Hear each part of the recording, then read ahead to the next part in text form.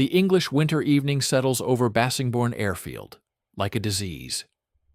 November, 1942. Rain falls not in drops, but in sheets, horizontal sheets driven by a wind that cuts through wool and leather and flesh down to the bone.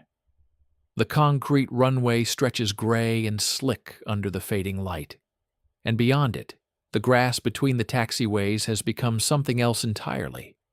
Not mud, but a kind of liquid earth that swallows boots and truck tires, and 3 weeks ago swallowed an entire ammunition cart that simply sank overnight and vanished without trace. The control tower cuts its dark silhouette against the dying sky, its red lights blinking in slow rhythm like a heartbeat monitor in a hospital ward where everyone knows the patient will not survive until morning. Inside the Nissen hut that serves as the officers' mess, 20 men sit in a silence so complete that the dripping of water through a leak in the roof sounds like gunfire. They are not the men from the recruitment posters. They are not the clean-shaven boys grinning beneath their caps, the ones who wave goodbye to sweethearts on train platforms. Those boys died somewhere over Germany or France or the cold gray waters of the Channel. The men who sit here now have cheekbones sharp enough to cut skin and eyes that have learned to see things no human eyes should see. Their uniforms are not uniforms anymore, but costumes stained with oil and hydraulic fluid, and other stains that the base laundry has stopped asking about. They eat without speaking. The only sounds are the scrape of forks against metal trays and the relentless drumming of rain on the curved roof above them, a sound that has become the background music of their lives, a sound they will hear in their nightmares for the next 40 years, if they live that long. Captain Robert Morgan sits apart from the others, pushing cold potatoes around his metal tray in patterns that mean nothing. He is 24 years old, but his face belongs to a man of 40, a man who has seen too much and slept too little and carried too many bodies. His hands rest on the table edge, perfectly still, the hands of a surgeon or a pianist, but they are not still because he is calm.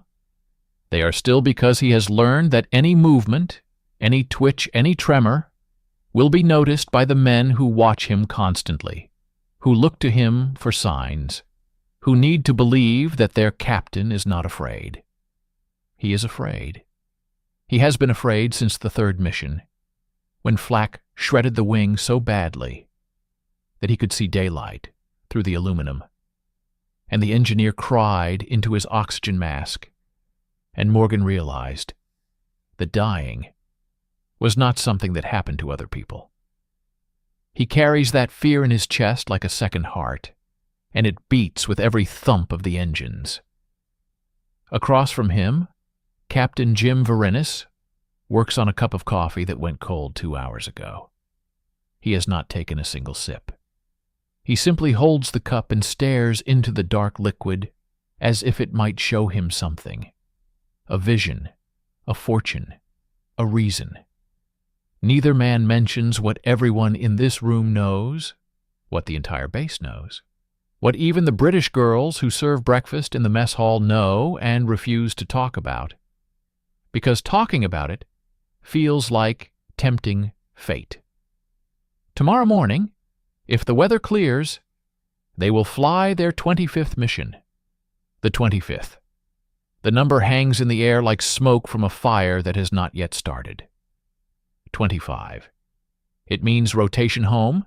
It means survival. It means walking away from this frozen island and never looking back. It is also the number that no one in the 8th Air Force has reached before. The Memphis Belle and her crew will be the first to complete a full tour, the first to prove it can be done, the first to come home, the first. In the corner, A young lieutenant from public relations adjusts his camera equipment with the careful attention of a man who does not understand what he is documenting. His name is William Wyler, and back in Hollywood he directs movies, actual movies with actors and scripts and lights that do not flicker because of generator failure. He has been sent here by the War Department to capture something, he is not sure what, something about heroism and sacrifice and the American spirit. He watches the cruise now with the eyes of a man who understands composition and lighting and the way a face should look when it delivers a line. What he sees does not fit any script he has ever written. He sees exhaustion so profound that it has become a physical thing, a weight these men carry on their shoulders. He sees the way they do not look at each other, because looking at each other means acknowledging what tomorrow might bring. He sees a young man by the window, a gunner maybe, whose hands shake so badly that he cannot light his own cigarette, and finally just puts it back in the pack, untouched. Wyler approaches Morgan's table. He has been here 3 weeks, and he has learned that the crews do not trust him, do not trust anyone who has not flown, do not trust anyone who sleeps in a real bed, with real sheets and real heat. He stops at the edge of the table and waits. Morgan does not look up. "I need to ask you something," Wyler says quietly. Morgan continues pushing potatoes. "The thing is," Wyler continues, "I need to understand. For the film, what goes through your mind before a mission like this?" Now Morgan looks up. His eyes are pale blue and utterly empty, like winter sky before a storm. He studies Wyler for a long moment, taking in the clean uniform, the soft hands, the expensive camera. When he speaks, his voice is flat, toneless, a voice that has used up all its emotion on other things. "You want to know what goes through my mind," Morgan says. "Right now, this minute. I am thinking about the number 4 engine. Oil pressure drops at altitude. Engineering says they can swap it by morning if we push.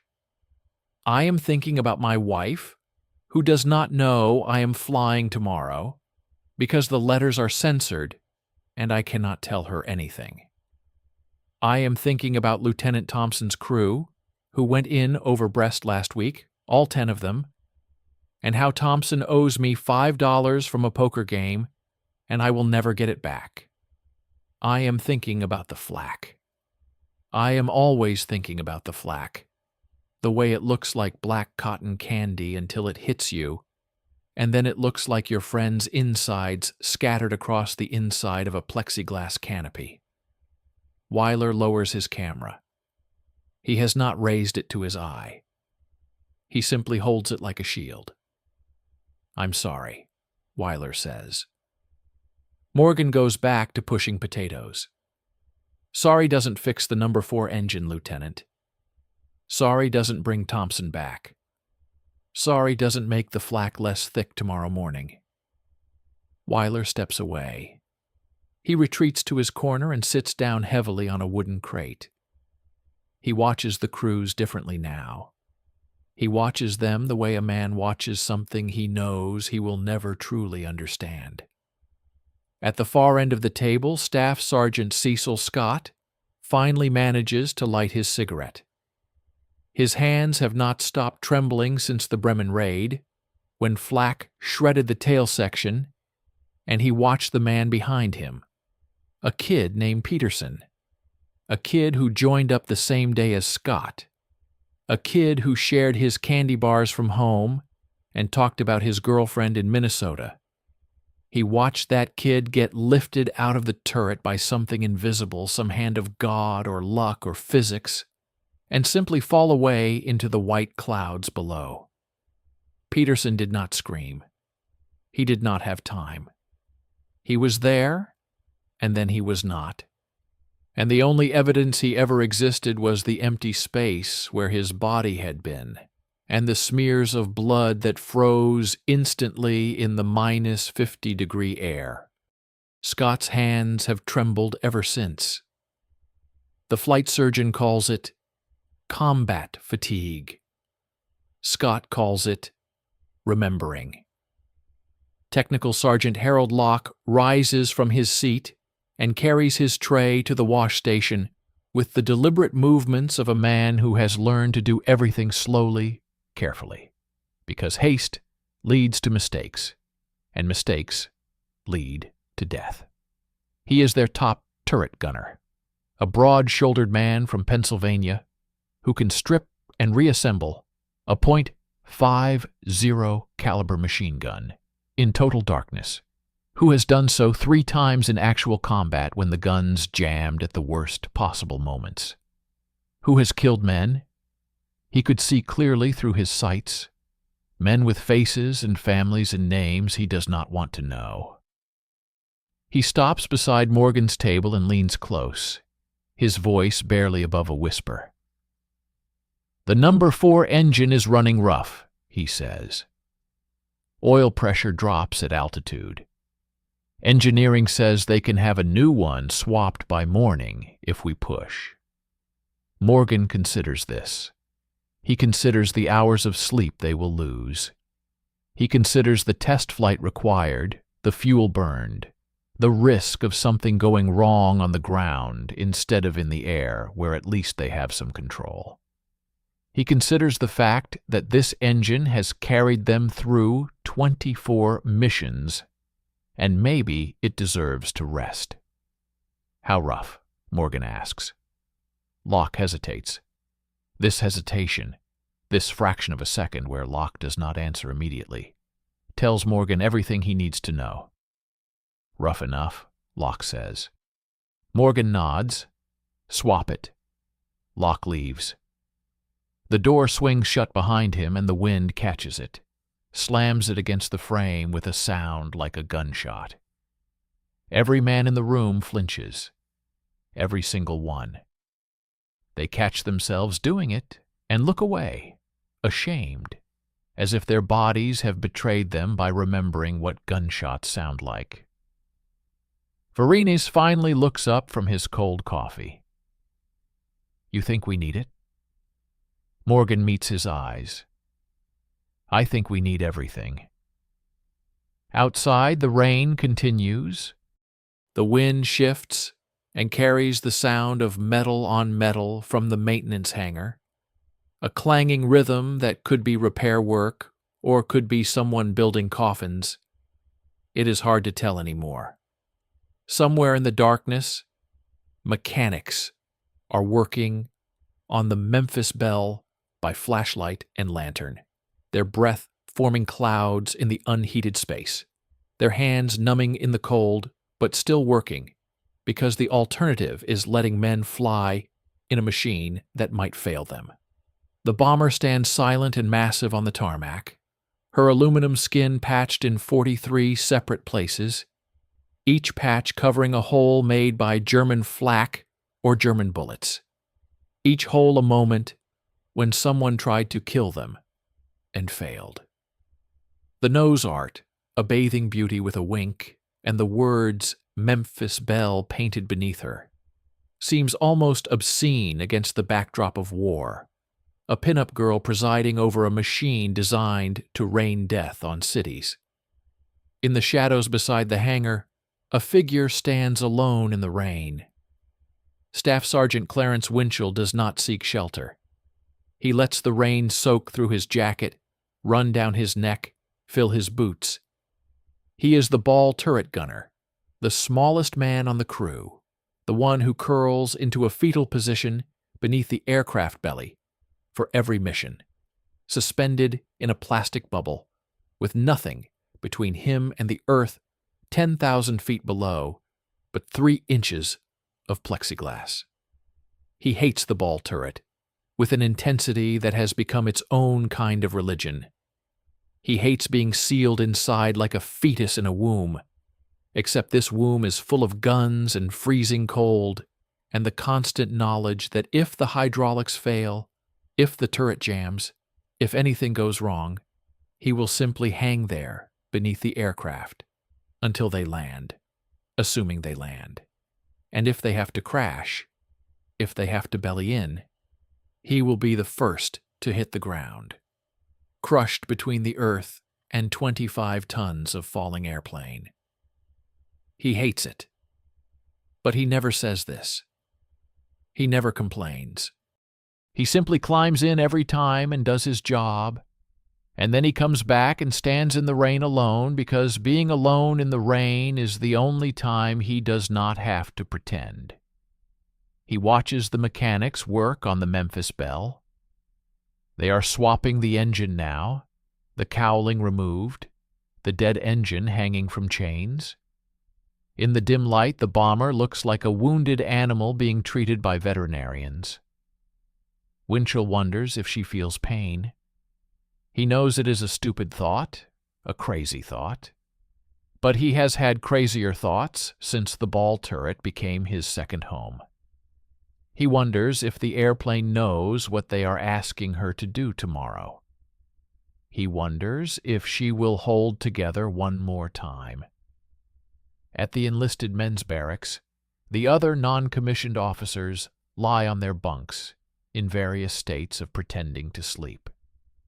No one actually sleeps. No one has slept through the night since the second mission, when they learned that sleep is just a trap, just a doorway into dreams that wake you screaming. They lie on their backs and stare at the ceiling and listen to the rain and wait for morning to come and take them. Sergeant John Quinlan, the radio operator, sits cross-legged on his bunk with a letter in his hands. The paper is soft now, soft from being folded and unfolded so many times, soft from the oils of his fingers, soft from the tears that have fallen on it when he thought no one was watching. His wife's handwriting loops across the page in curves that remind him of home, of the kitchen table where she wrote it, of the way she bites her lip when she concentrates, of the smell of her hair. She does not know about tomorrow. She does not know about any of the yesterdays. She writes about the new curtains she bought for the living room and the neighbor's dog that keeps digging up her garden, and how she misses him. How she misses him so much that sometimes she just sits in his chair and holds his shirt and cries. He folds the letter carefully, precisely, and places it beneath his pillow. If he does not come back, someone will find it. Someone will send it to her. She will have his last words, even if those words are about curtains and dogs. What time? Someone asks from the darkness. The voice belongs to Sergeant Tony Nestal, the waist gunner, a kid from Chicago who still writes to his mother every week and has never told her what he really does over here. Reveille at 0400, Winchell answers from the doorway, where he has appeared silently, dripping rainwater onto the floor. Briefing at 0530. Silence. Then, from the bunk near the window, a voice so quiet it might be a thought made audible. 24. No one responds. They all know the number. 24 missions. One more to go. The magic number that means rotation home. The number that has become an obsession and a curse and a prayer and a joke all at once. The number that so many crews never see because they stop at 12 or 8 or 3 or 1. Quinlan lies back and closes his eyes. Behind his eyelids, the flak waits for him. Black puffs of it, expanding like evil flowers blooming in slow motion, filling the sky with shrapnel that sings as it flies. He sees it every night. He has learned to sleep with it. Across the base, in the officers' quarters, Morgan does not close his eyes. He stares at the ceiling and sees faces instead of flak. The faces of pilots he drank with, argued with, laughed with, Men who are now statistics in after-action reports, names on a list, telegrams to mothers. He runs through tomorrow's mission in his mind for the 100th time. Formation assembly at dawn, climb to 25,000 feet, crossing the channel at 10:15, the IP at 10:40, the bomb run over Brest at 10:52, the turn for home at 11:05, the fighters, always the fighters, waiting for them at 11:07, just like last time, and the time before, and the time before that. He has done this 24 times. He knows every second of it. He also knows that knowing it does not matter. The flak does not care that he knows. The fighters do not care. The laws of physics and probability do not care that he has made it this far, that he is one mission away, that he has a wife waiting and a future planned and a life he would like to continue living.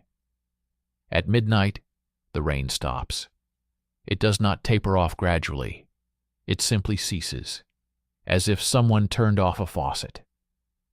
The clouds begin to break, revealing patches of cold November stars, stars that have watched wars come and go for millions of years, and will watch this one end the same way.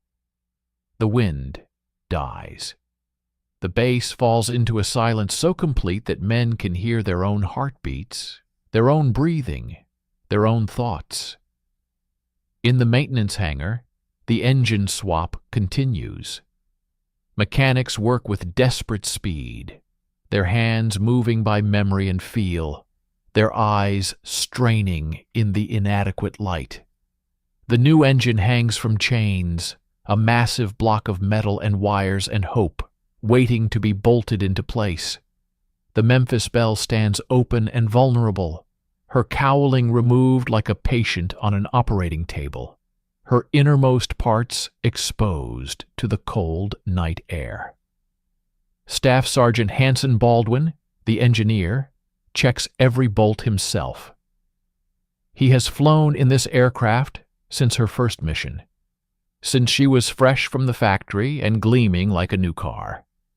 He knows her quirks, her sounds, her complaints. He knows which cylinder runs hot, and which oil line weeps at altitude, and which control cable has just a little too much slack. He treats her like a living thing because to him she is. She is the difference between walking away and being carried away.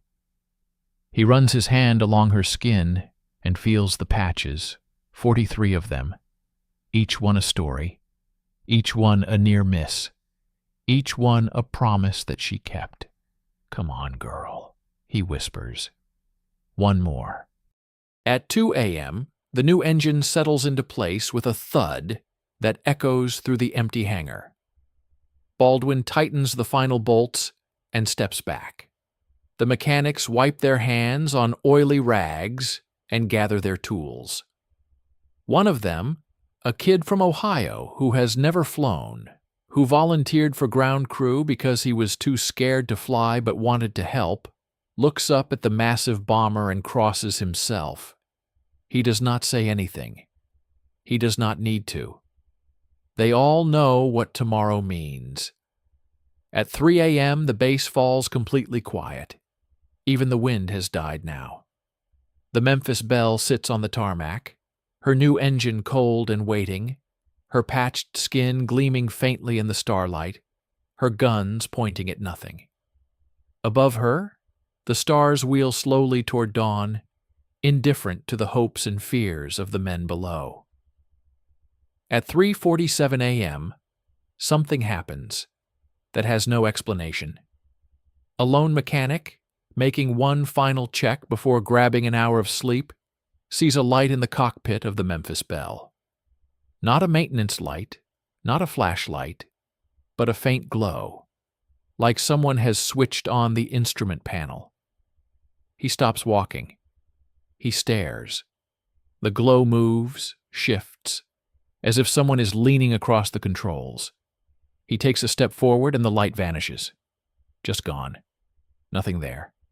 He stands in the darkness for a full minute, heart pounding, telling himself it was a reflection, a trick of the eyes, fatigue playing games with his mind. He walks closer and circles the aircraft. The cockpit is empty. The instruments are dark. There is no one there. He does not tell anyone about this. He goes back to his bunk and lies awake until the klaxons sound, and he never mentions the light to another soul. But he will remember it for the rest of his life. He will remember it on his deathbed, 60 years later, and he will still have no explanation for what he saw. At 4 a.m., the alarm klaxons blare across Bassingbourn. The sound rips through sleep like shrapnel, like flak, like the screams of dying men. Lights flicker on in the barracks. Men swing their legs from bunks and reach for clothes laid out hours ago, clothes they hope they will still be wearing when the sun sets. No one speaks. There is nothing left to say. There has been nothing left to say for weeks. Morgan pulls on his flight jacket and walks to the window. The sky is clear, cold, full of stars. The mission is on. He turns and sees Varini's already dressed, already waiting, already holding 2 cups of coffee that will be cold before they finish them. Varini's hands him a cup. Morgan takes it. Their eyes meet for a moment, just a moment. And in that moment they say everything that cannot be said. They say goodbye without saying it. They say I am afraid without admitting it. They say if I do not come back, tell my wife I loved her. Tell my mother I tried. Tell the world I did not waste this life they gave me. 25, Varini says. Morgan nods. 25. They walk out together into the cold November morning. Behind them, the rest of the crew falls into line, a ragged column of young men in old uniforms carrying their fear like an extra piece of equipment. Ahead, in the pre-dawn darkness, the Memphis Belle waits for them. Her engines have not yet turned over. Her guns are cold. But she is ready, and so are they. The mechanic who saw the light watches them go. He stands beside the hangar, unseen, and he watches the crew of the Memphis Belle walk toward their airplane. He counts them. 10 men.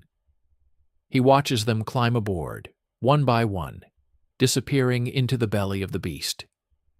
He watches until the last man is inside, until the hatches are sealed, until the engines begin to turn over, coughing blue smoke into the cold morning air. And then he does something he has never done before. He prays. Not the formal prayers of his childhood, not the rote recitations of Sunday Mass, but a real prayer, a desperate prayer, a prayer that comes from somewhere deeper than words. Bring them back, he whispers. Bring them all back. The engines roar to life. The Memphis Belle taxis toward the runway. The mechanic watches until the bomber lifts into the gray dawn sky and disappears into the clouds. And then he goes back to work, because there are other airplanes to fix, other men to send up, other prayers to answer. He does not know if anyone is listening. He hopes someone is. The engines catch one by one, coughing blue smoke into the freezing dawn air, and the Memphis Belle shakes herself awake like a great metal beast emerging from hibernation. The vibration travels through the airframe, through the floor, through the boots of the 10 men inside, up through their legs and spines and into their teeth, which chatter not from cold, but from the sheer violence of 4,000 horses straining against their harnesses. The sound is beyond loud, beyond noise, beyond anything that can be described as sound.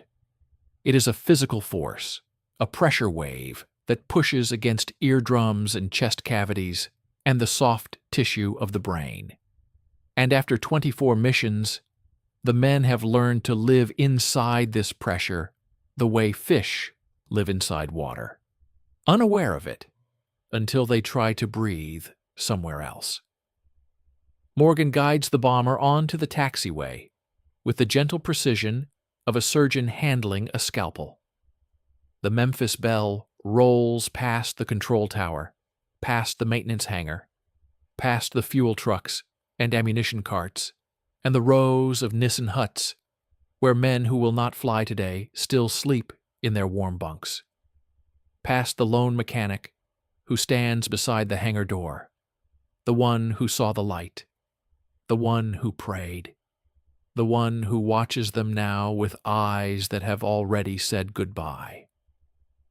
Morgan does not see him. Morgan sees only the runway ahead, the gray concrete stretching toward the horizon, the line where the earth ends and the sky begins. Behind him, in the cockpit, Verinis runs through the pre-takeoff checks with the focused intensity of a man who has learned that checking something twice is the difference between life and death.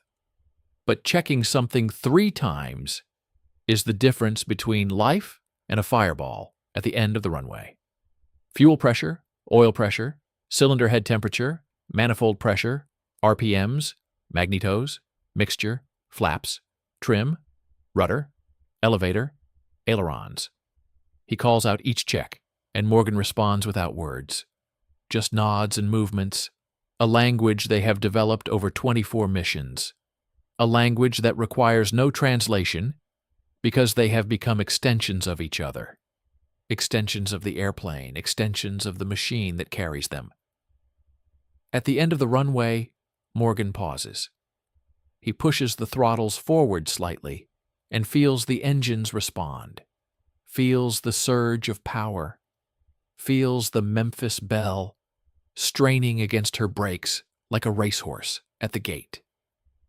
Through his window, he can see the other bombers of the 91st Bomb Group lining up on parallel runways, B-17 as far as the eye can see, 40 of them, 50 of them, each one carrying 10 men, each one carrying 4,000 pounds of high explosives, each one carrying the hopes and fears and dreams of everyone on board.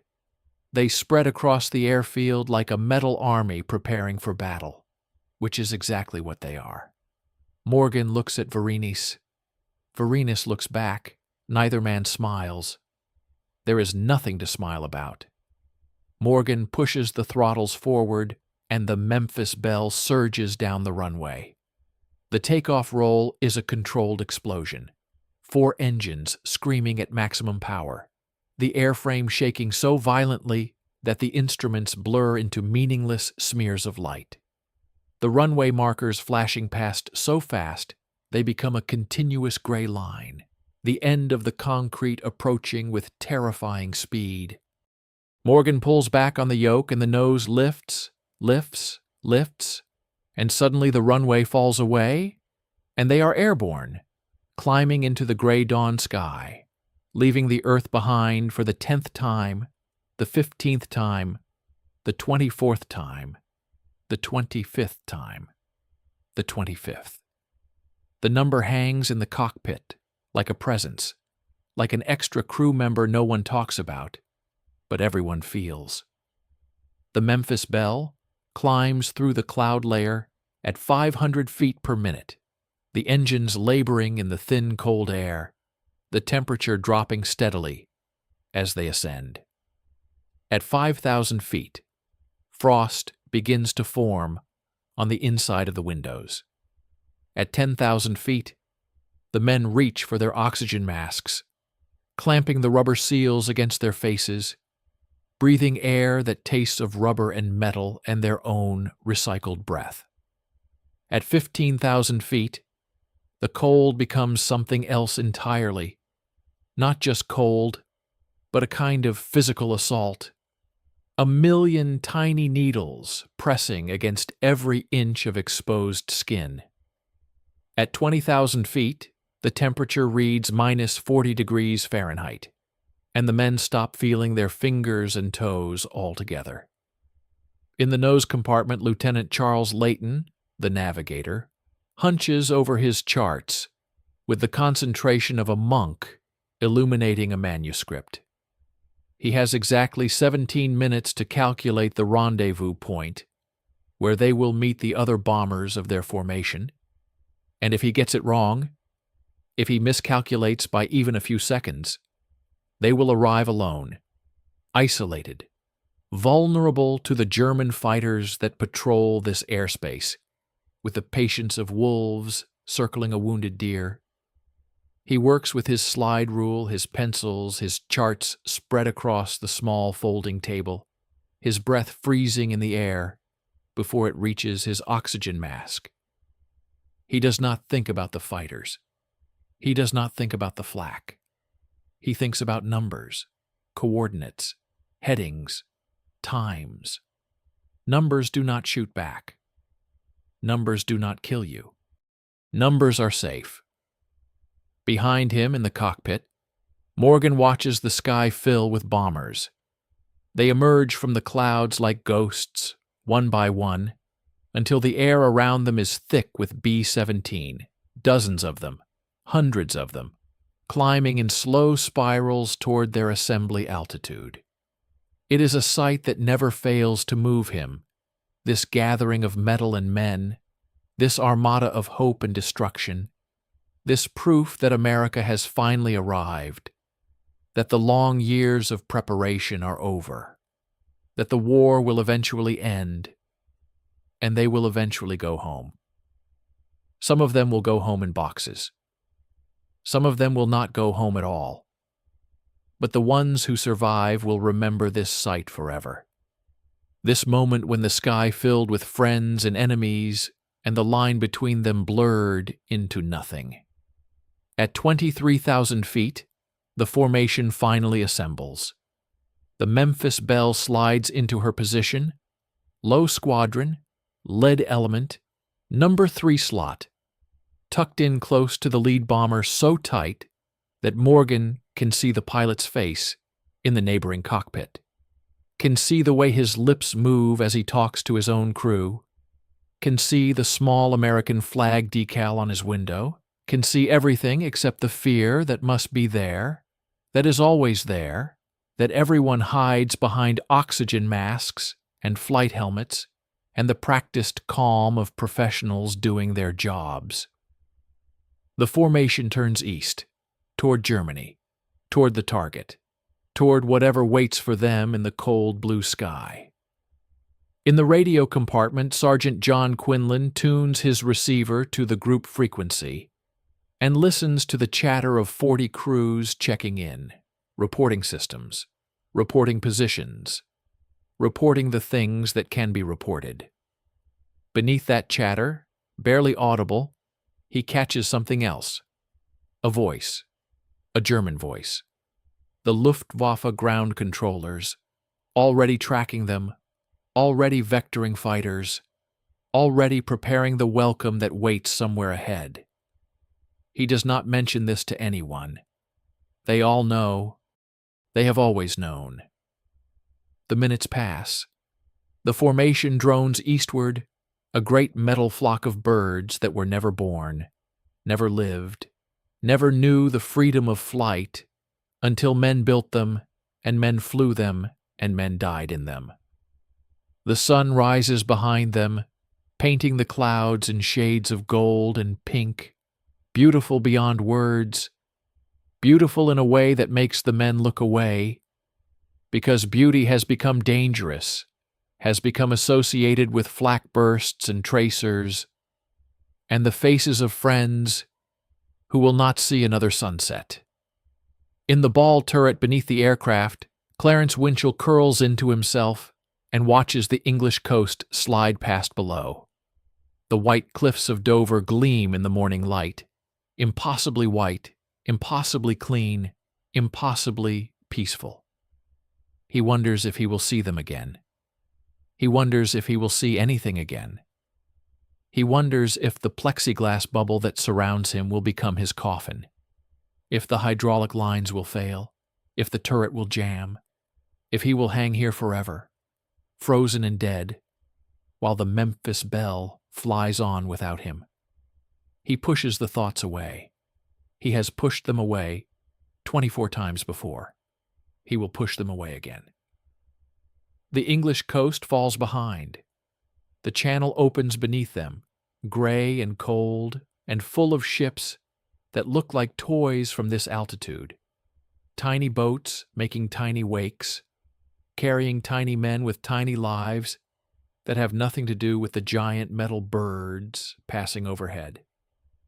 Winchell watches them and wonders what they are doing right now. Those tiny men on those tiny boats. Are they eating breakfast? Are they smoking cigarettes? Are they thinking about the war? Are they thinking about anything at all? He envies them. He envies their tiny boats and their tiny lives and their tiny worries that do not include flak and fighters and the constant presence of death. The French coast appears on the horizon, a dark line against the gray sea, and the mood in the aircraft shifts. Men check their guns for the 10th time, the 20th time, the 100th time. They chamber rounds, test the hydraulics, swing the turrets through their arcs of fire. They do these things automatically, by touch, by memory, because their eyes are fixed on the sky ahead, the sky where the fighters will come, the sky where the flak will bloom, the sky where some of them will die. In the cockpit, Morgan watches the instruments with the focused intensity of a man who knows that the next hour will determine everything. The number 4 engine, the one they swapped last night, is running smooth now. Smooth as silk, smooth as if it was made for this aircraft, this mission, this moment. He touches the throttle gently, feeling the response, feeling the power, feeling the life in the machine. The Memphis Belle is healthy today. He does not know if that is a good sign or a bad sign. He does not know if the universe works that way. If healthy airplanes attract healthy luck, if dying machines protect the men inside them. He knows only that they are here, now, at 25,000 feet, crossing into enemy territory, and there is no going back. The formation drones on. The minutes pass. The sky remains empty. Too empty. Verinis feels it first, a prickle at the back of his neck, a sense that something is wrong, something is missing, something is waiting. He scans the sky in every direction, his eyes moving constantly, searching for the dots that will become fighters, the specks that will become death. Nothing. Just blue sky, white clouds, and the other bombers of the formation, their aluminum skins gleaming in the sun. "Where are they?" he mutters into his mask. Morgan does not answer. He is asking the same question. The Germans always come. They always come. They have come on every mission, on every penetration of their airspace, on every approach to their cities. They come with Focke-Wulfs and Messerschmitts, with cannons and machine guns, with the desperate fury of men defending their homes against the unstoppable tide of bombers. They always come, except today. So far. The formation reaches the initial point, the final turning point before the bomb run, and still the sky remains empty. Morgan feels the tension building in his chest, in his shoulders, in his hands on the yoke. He would rather see the fighters now, deal with them now, get it over with now, than wait any longer. Waiting is worse. Waiting gives the fear time to grow, time to spread, time to infect every thought and every action and every breath. The bomb run begins.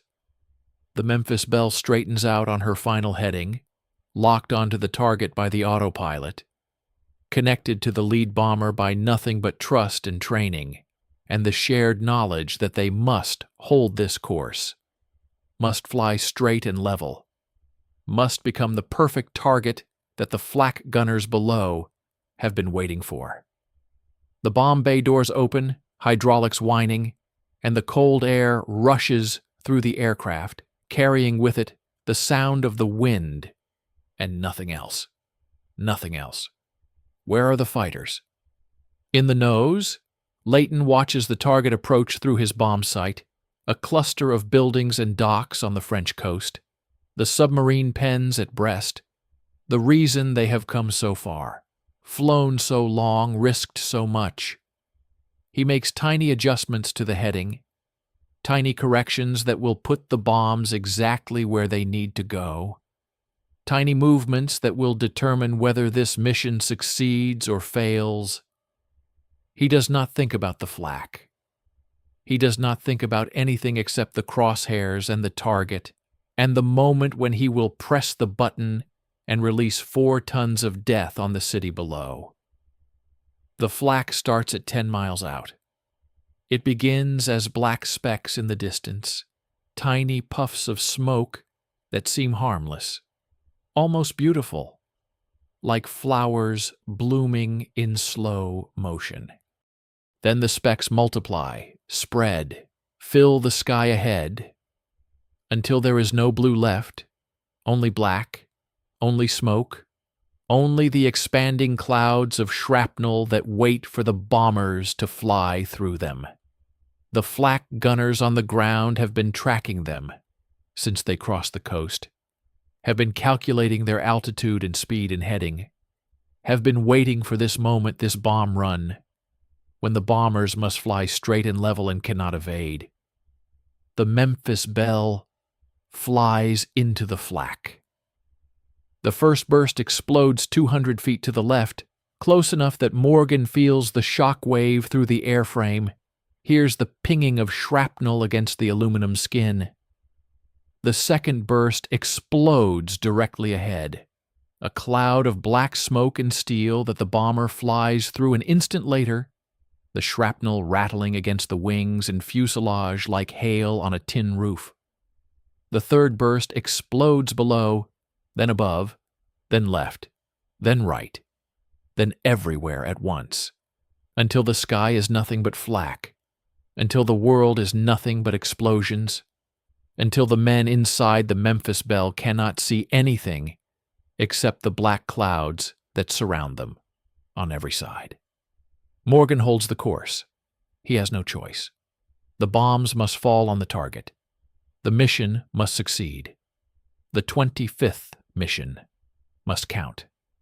In the top turret, Harold Locke tracks the flak bursts with his eyes, looking for the fighters that must come, that always come, that will surely come, now that the flak has pinned them in place. He sees nothing but smoke. He hears nothing but explosions. He feels nothing but the vibration of the aircraft, and the pounding of his heart, and the cold sweat running down his back beneath his flight suit.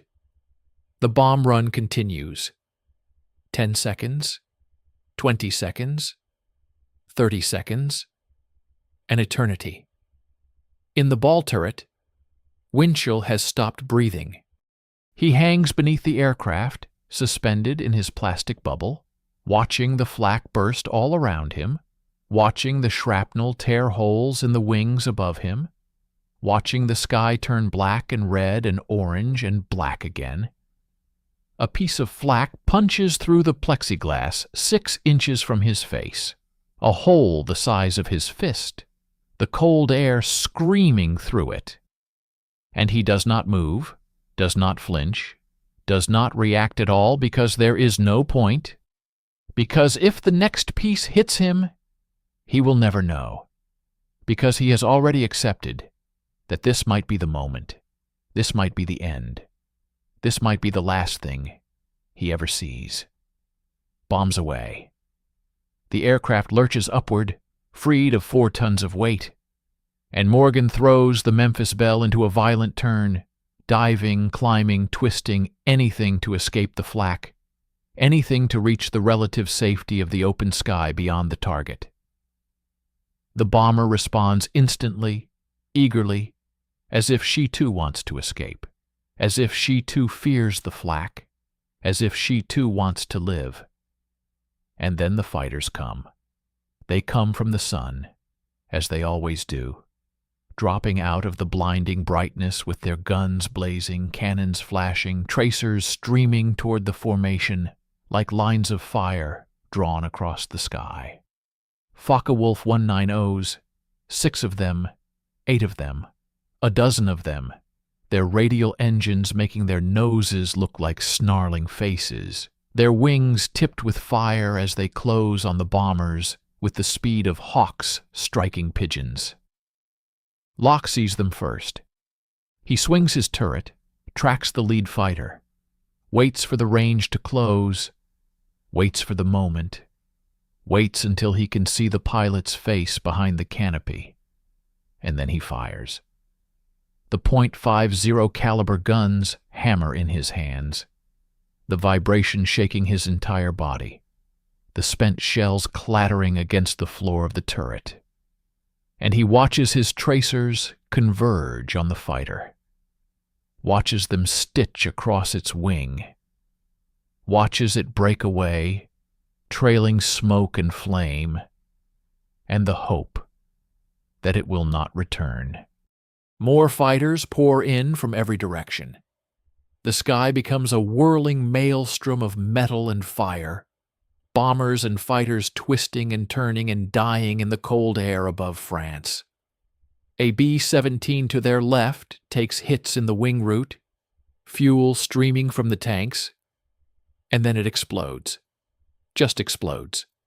A ball of orange flame that consumes the aircraft and the 10 men inside and leaves nothing behind except a smear of smoke that dissolves into nothing. Another bomber loses its tail section to a cannon burst, the entire empennage shearing away, and the aircraft drops like a stone, spinning, tumbling, the men inside thrown about like rag dolls. And Morgan watches it fall and cannot look away, because he knew that pilot, drank with that pilot, played poker with that pilot, owes that pilot $5 from a game last week. The fighters keep coming.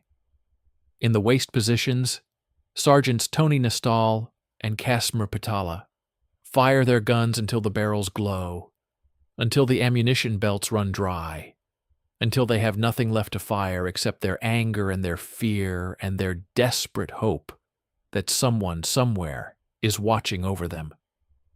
They see fighters flash past, so close they can see the numbers on their wings, so close they can see the faces of the men trying to kill them, so close they can almost reach out and touch the enemy who wants them dead.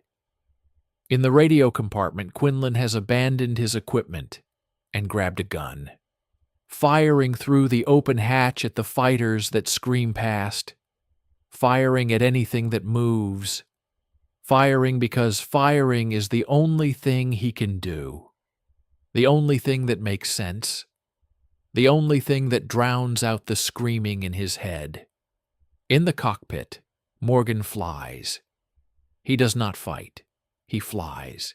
He twists and turns and climbs and dives within the limits of the formation, trying to make himself a harder target, trying to give his gunners better angles, trying to keep the Memphis Belle alive for one more minute, one more second, one more breath. The number 4 engine coughs. It is a small sound, barely audible above the roar of combat, but Morgan hears it, feels it through the yoke, knows it for what it is.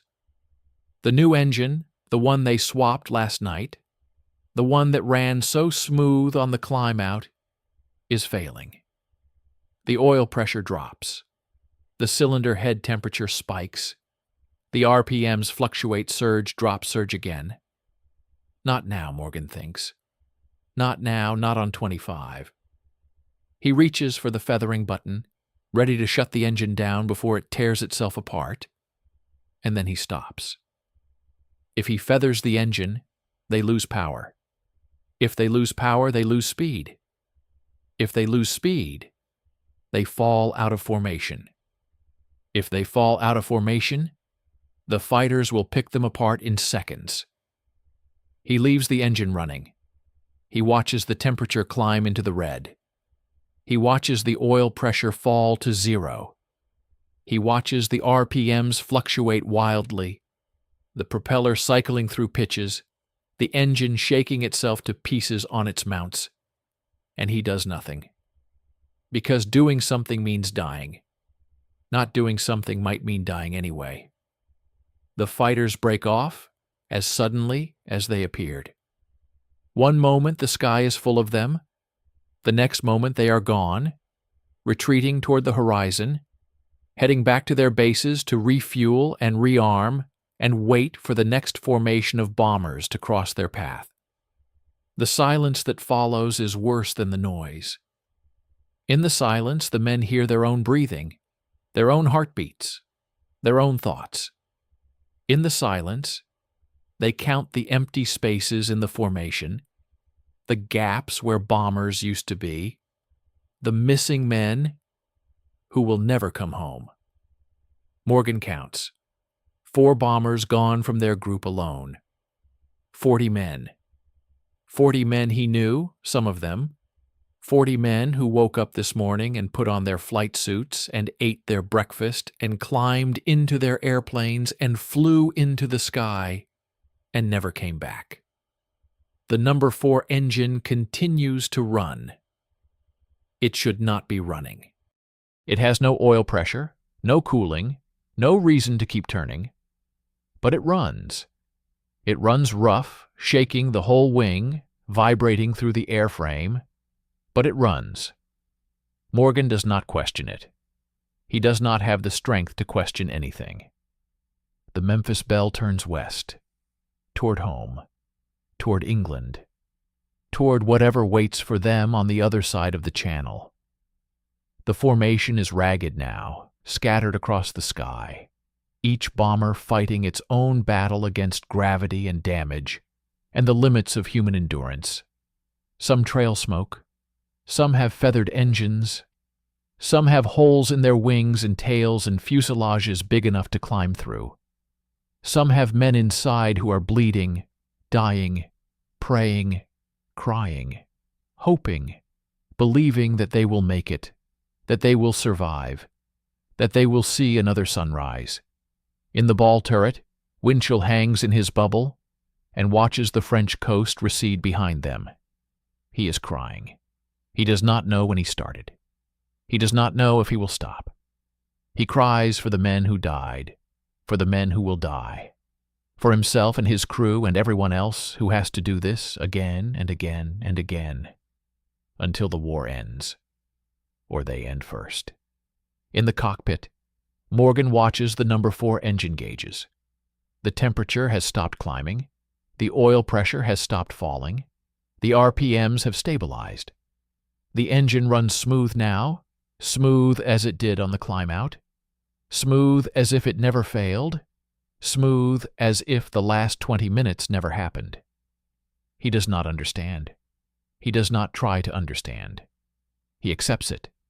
He accepts the miracle, if that is what it is, and he flies on. The channel opens beneath them, gray and cold and empty.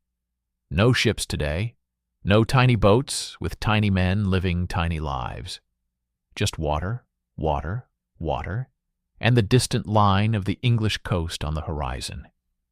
In the radio compartment, Quinlan picks up his headset and tunes to the group frequency.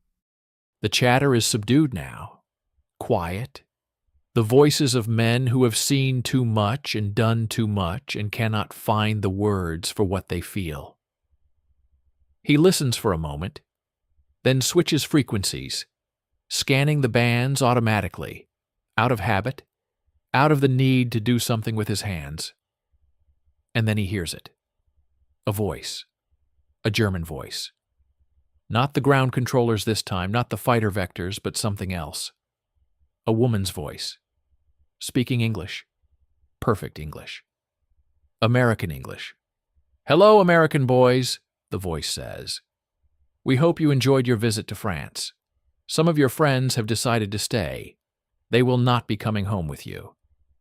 Quinlan freezes. He has heard propaganda broadcasts before. The German versions of Axis Sally. The women who try to undermine morale with their sweet voices and their cruel words. But this is different. This is personal. This is aimed at them, at this mission, at this moment. "We see you up there," the voice continues. "The ones who are still flying. We see your damaged aircraft. We see your wounded men. We see your fear.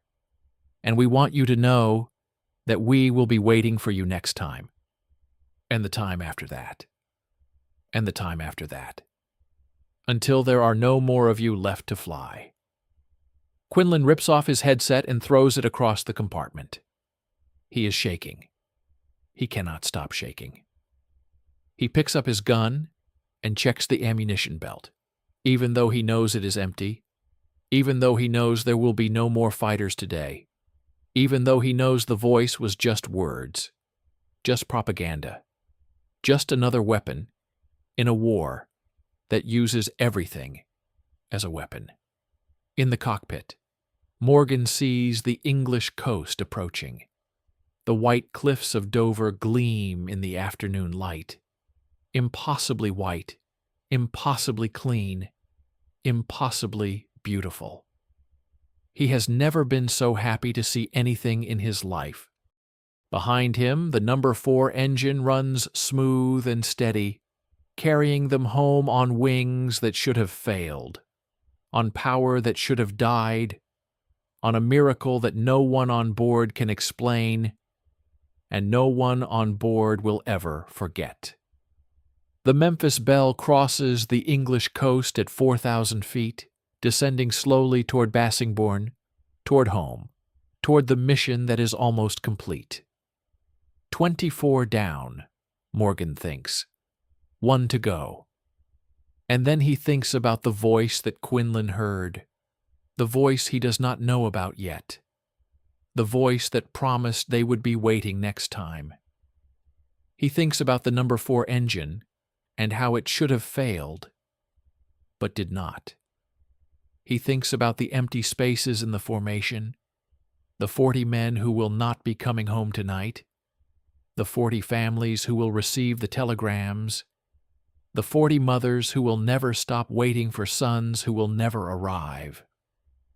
He thinks about all of this, and he says nothing. There is nothing to say. There is only the flight ahead, the landing ahead, the mission ahead. One more, just one more. The English coast falls away behind them, and the North Sea opens beneath the Memphis Belle like a gray eternity, cold and empty and indifferent to the damaged aircraft struggling across its surface. The bomber has lost altitude during the crossing, down to 3,000 feet now, low enough that Morgan can see the white caps on the waves, can see the way the wind tears foam from the crests, can see the absolute emptiness of the water in every direction. If they have to ditch here, if the No. 4 engine finally gives up, if the damage to the wings proves too severe, if anything at all goes wrong in the next 30 minutes, they will sink into that gray water and never be seen again. The North Sea does not give up its dead. It keeps them, holds them, adds them to the millions of others who have gone before. Gone. In the cockpit, Morgan scans the instruments with the obsessive focus of a man counting his remaining heartbeats. The No. 4 engine continues to run, continues to defy every law of physics and mechanics, continues to push them toward home with a stubbornness that feels almost personal, almost intentional, as if the engine itself has decided that this crew will survive, that this mission will count, that this airplane will not become another statistic in the after-action reports.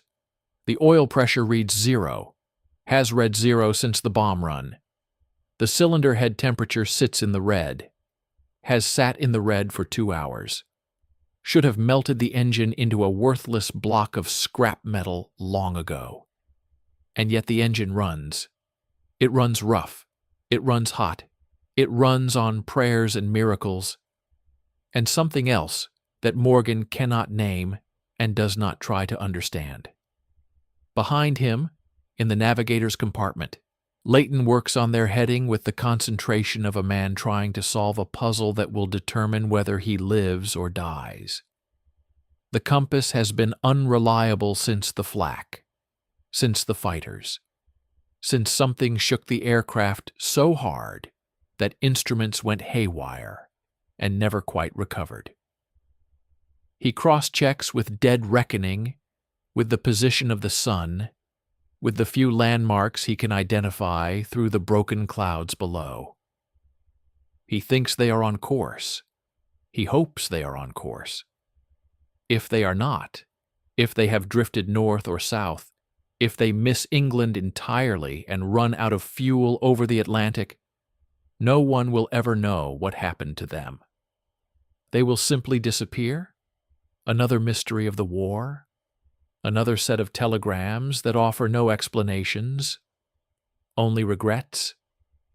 In the waste compartment, the gunners sit among piles of empty shell casings and try not to look at the holes in the fuselage.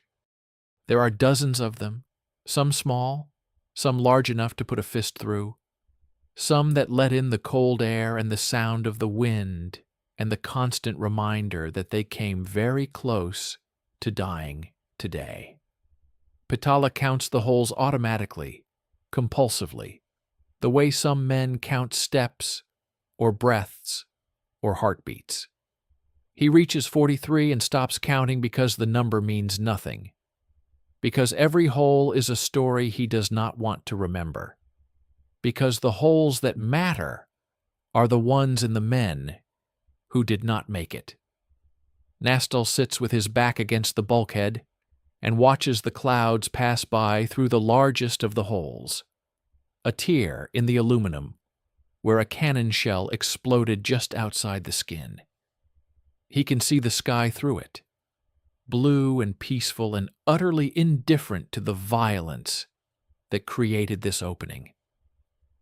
He wonders if the holes will be patched tonight, if the mechanics will work through the darkness to make the Memphis Belle whole again, if they will fly again tomorrow or the next day or the day after that.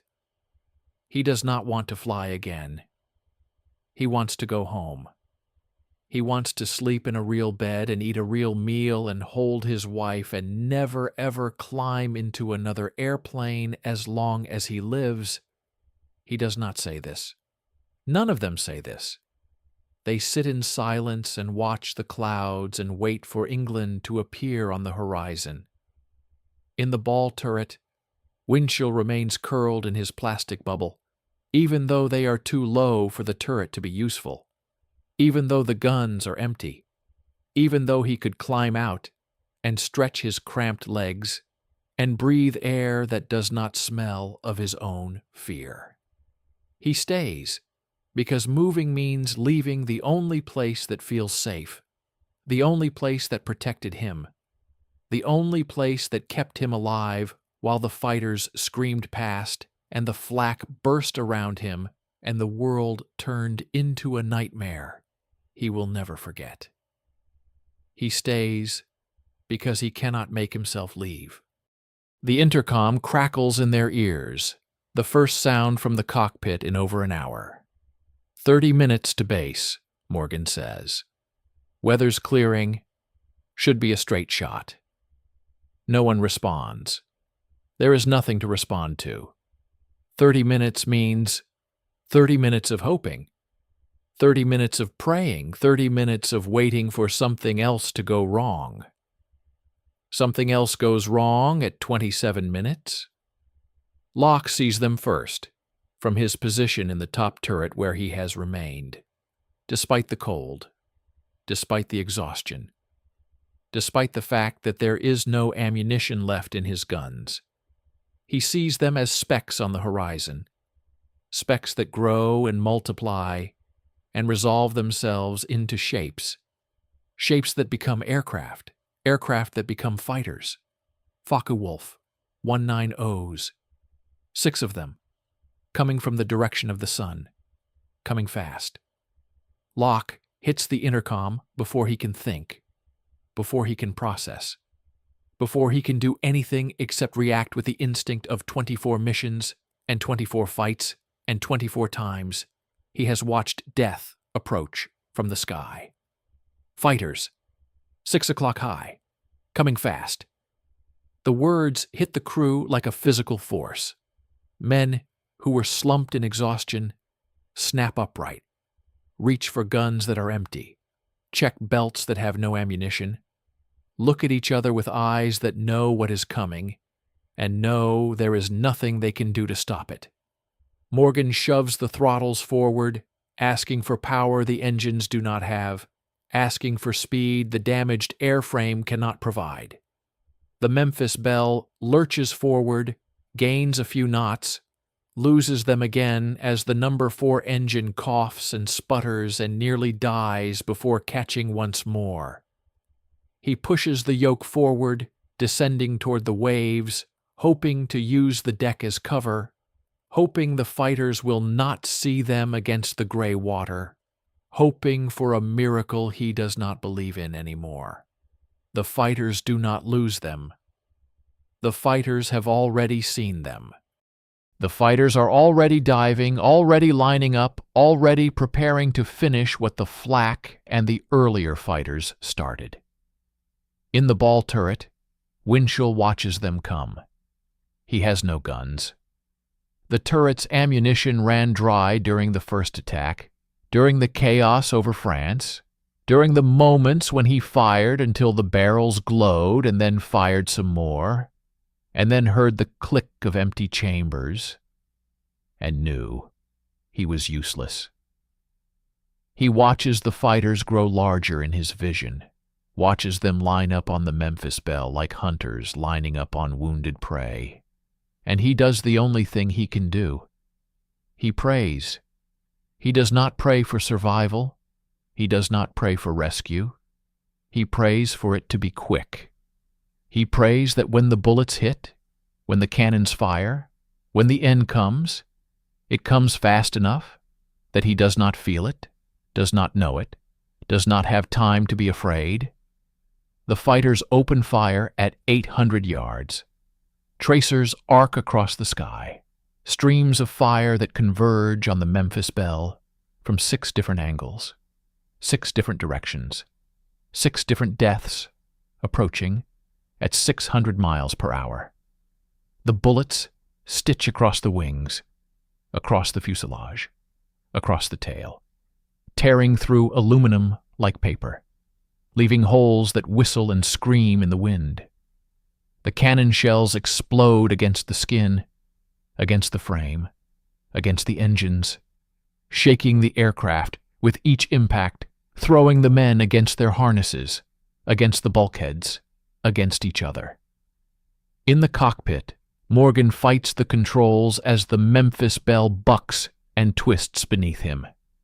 The yoke vibrates in his hands, tries to tear free, tries to follow its own will, its own death wish, its own desire to spiral into the sea and end this endless battle. He holds it.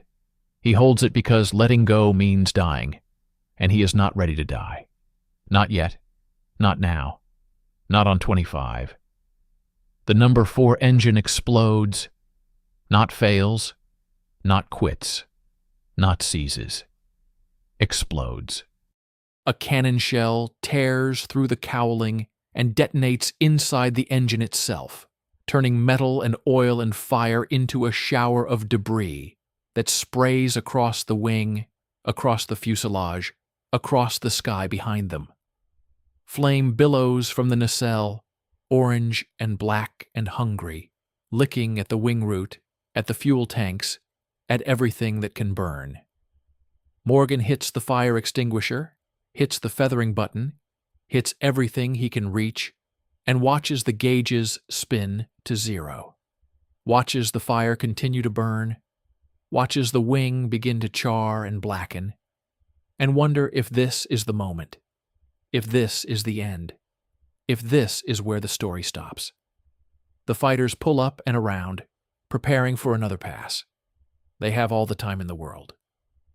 The Memphis Belle is alone, damaged, burning, descending toward the waves with no ammunition, no help, no hope.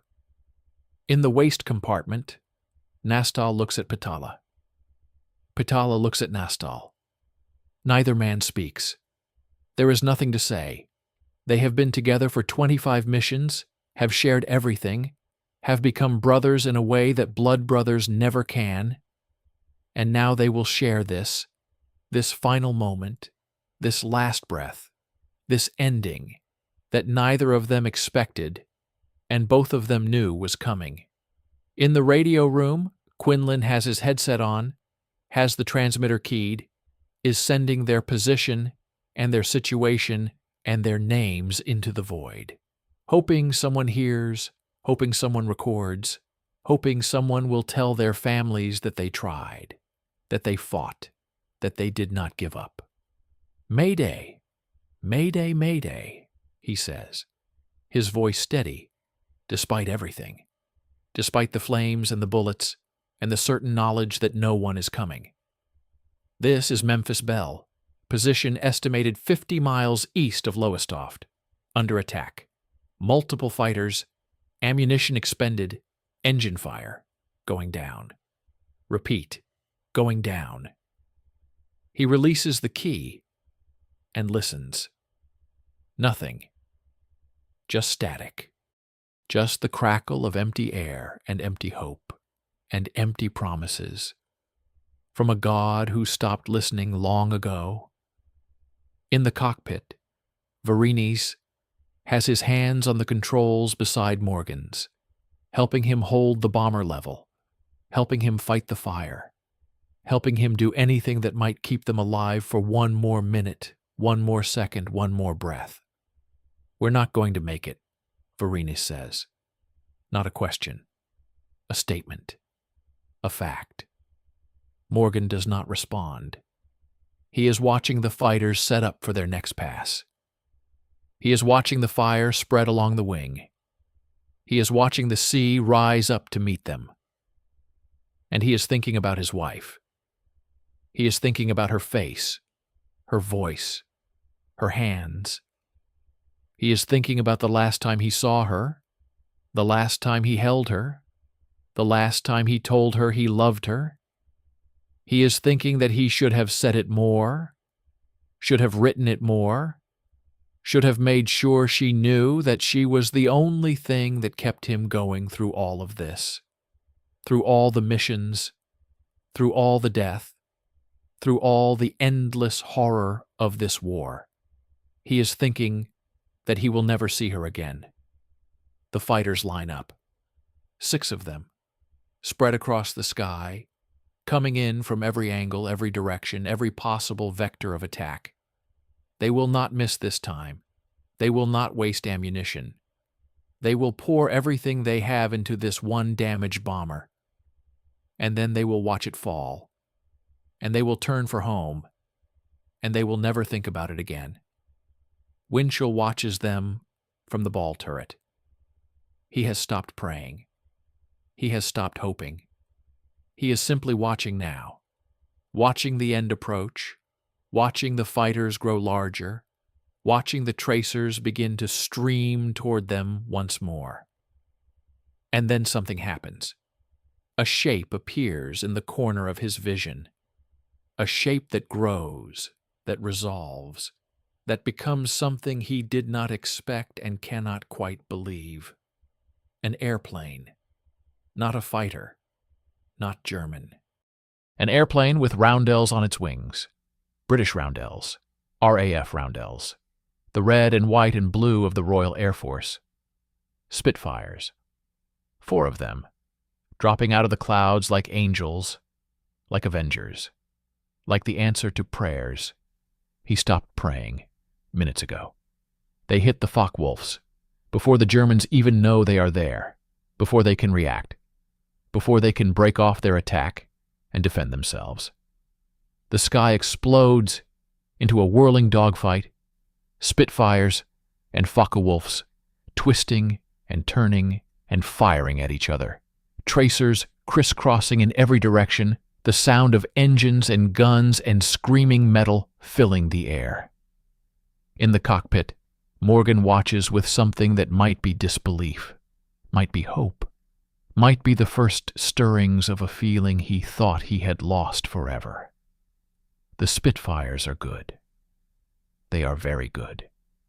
They tear through the German formation, scattering the Focke-Wulfs, sending two of them spiraling toward the sea in flames, chasing the others away, clearing the sky of everything except the damaged bomber and its unexpected saviors. One of the Spitfires pulls alongside the Memphis Belle, close enough that Morgan can see the pilot's face, can see the goggles, can see the mustache, can see the way the pilot grins and gives a thumbs up and then pulls away, climbing back toward the fight, back toward the remaining Germans, back toward the battle that is now someone else's problem. Morgan watches him go. He does not wave. He does not thank him. He simply watches, and then he turns back to the instruments, back to the fire, back to the impossible task of keeping this airplane in the air. The fire on the number 4 engine is out. He does not know when it stopped, does not know how it stopped, does not know why the extinguishers worked when everything else has failed. But the fire is out. The wing is blackened and scarred and full of holes, but the fire is out. The Memphis Belle flies on. In the ball turret, Winchell begins to cry. He does not know why. He does not know if it is relief or fear or the sudden release of tension that has been building for hours, for days, for months, for the entire war. He cries, and he cannot stop, and he does not care who sees or who hears or what anyone thinks. He cries because he is alive. He cries because they are all alive. He cries because 4 men in Spitfires appeared out of nowhere and saved them.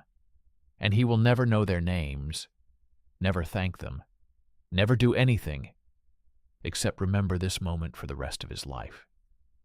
In the waist compartment, Nastal and Pitala look at each other. They do not speak. They do not need to speak. They simply sit together in the silence and listen to the engines and wait for England to appear. In the radio room, Quinlan keys his microphone one more time. "Mayday cancel," he says. "Repeat. Mayday cancel. Fighters driven off. We are still airborne, heading for home. Memphis Belle out." He releases the key and sits back and closes his eyes and listens to the static and thinks about nothing at all. The Spitfires finish their work and pull away, climbing back toward the clouds, disappearing as suddenly as they appeared. The sky is empty again, empty and blue and peaceful, as if nothing happened, as if no one died, as if the last 10 minutes were just a dream, just a nightmare, just another story to tell in the mess hall tonight. The English coast appears on the horizon, white cliffs, green fields, civilization, home. Morgan watches it approach and feels something loosen in his chest.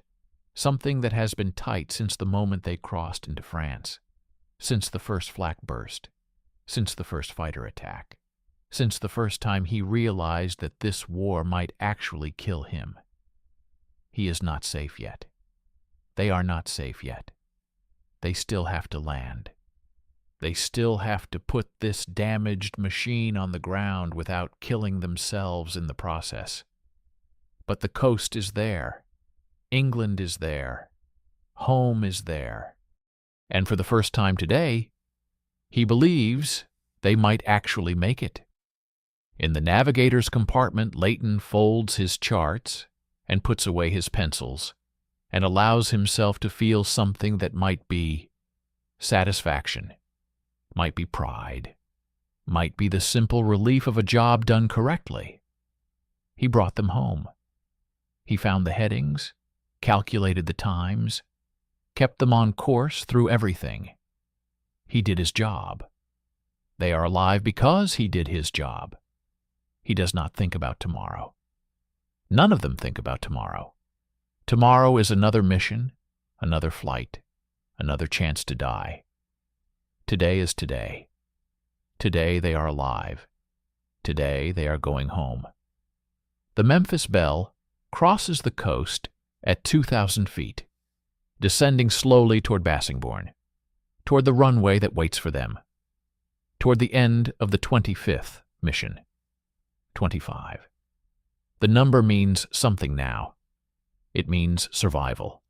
It means completion. It means they have done what no one else has done, what everyone said could not be done, what they themselves did not believe they could do until this very moment. The base appears ahead, the runways visible now, the control tower, the hangars, the Nissen huts, the vehicles moving along the perimeter tracks. Morgan calls the tower, his voice flat and professional, betraying nothing of what he feels. Bassingbourn Tower.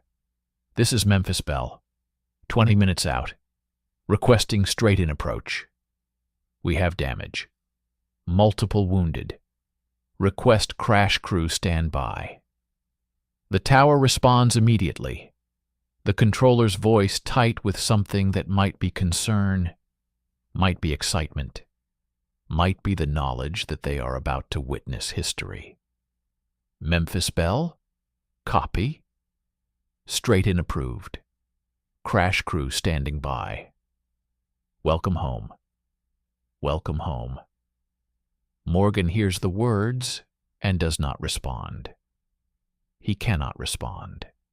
He is watching the runway, watching his instruments, watching the fire-damaged wing and the feathered engine and the 100 other things that could still go wrong in the next 20 minutes.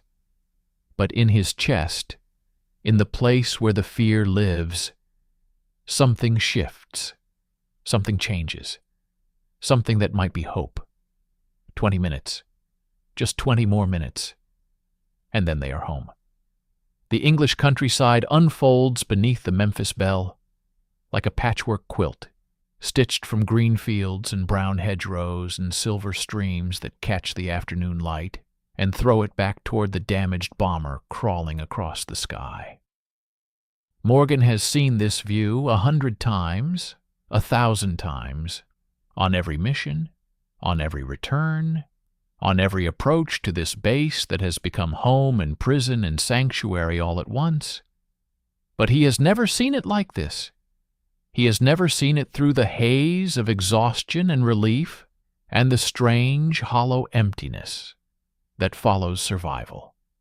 He has never seen it while watching a wing that should have fallen off an hour ago, while listening to an engine that has no right to keep turning, while feeling the controls respond with a sluggishness that speaks of hidden damage, internal wounds, problems that will not reveal themselves until the worst possible moment. The Memphis Belle descends through 1,500 feet, through 1,000 feet, through 500 feet, each mile bringing them closer to the ground, closer to safety, closer to the moment when they can finally stop fighting and breathe and sleep and try to forget what they have seen. The base spreads out before them, the runways clearly visible now, the control tower with its blinking lights, the hangars where mechanics wait with tools and torches and the skills to make this airplane whole again. Morgan lines up on the approach, adjusts the throttles, feels the bomber respond to his touch with the familiarity of a living thing, a partner in this endless dance with death. And then the hydraulics fail. There is no warning, no gradual loss of pressure, no flickering gauges or flickering lights. One moment the systems are working, the next moment they are not, and the Memphis Belle drops toward the runway, with flaps that will not extend, with landing gear that will not lower, with controls that grow heavier by the second, as the backup systems struggle and fail and leave them with nothing but muscle and will, and the desperate hope that somehow, against all odds, they will find a way to put this airplane on the ground without killing themselves. Morgan feels it first in the yoke, the sudden resistance, the way the controls fight back when he tries to adjust his descent. Then he sees it in the instruments, the red lights, the warning indicators, the gauges that spin to zero and stay there. He calls out the failure before he can think, before he can process, before he can do anything except state the fact that will determine whether they live or die. Hydraulics are gone. No flaps. No gear. I have no brakes. The words hit the intercom and travel through the aircraft, reaching every crew member, every man who thought they had made it, every man who allowed himself to believe that the danger was over. In the waist compartment, Nastal and Pitala look at each other with eyes that have seen too much already today. Too much for any one day, too much for any one lifetime. In the ball turret, Winchell hears the words and does not react, cannot react, has no reactions left after everything that has already happened. In the cockpit, Varenus reaches for the emergency checklist even though he knows it by heart, even though they have practiced this 100 times in training, even though practice has nothing to do with the reality of a damaged bomber carrying wounded men toward a runway that suddenly looks very small and very hard and very unforgiving. The tower calls, their voices urgent now, concerned now, aware now that the historic mission they have been tracking is about to become something else entirely. Memphis Belle, we show you with no hydraulics. Confirm. Over. Morgan keys his microphone, his voice steady despite everything, despite the failure and the fear and the certain knowledge that this could go very, very wrong. Affirmative, tower. No hydraulics. No flaps. No gear. Request permission for emergency landing. Standing by for instructions. The tower is silent for a long moment. A moment that stretches into eternity. A moment where the only sound is the wind and the engines and the beating of 10 hearts that have already survived more than anyone should have to survive. Then the controller returns, his voice carefully controlled, professionally calm, betraying nothing of the fear that must be running through him as he watches this damaged bomber approach his runway. Memphis Belle, you are cleared to land any runway. Crash crew is moving into position. We have fire trucks on the north side, ambulances on the south. Recommend you circle and give your crew time to prepare. Over. Circle. Give the crew time to prepare. Prepare for what? Prepare to die. Prepare to crash. Prepare to feel the runway tear through the belly of their airplane and turn everything they have survived into nothing but another statistic, another loss, another set of telegrams to send.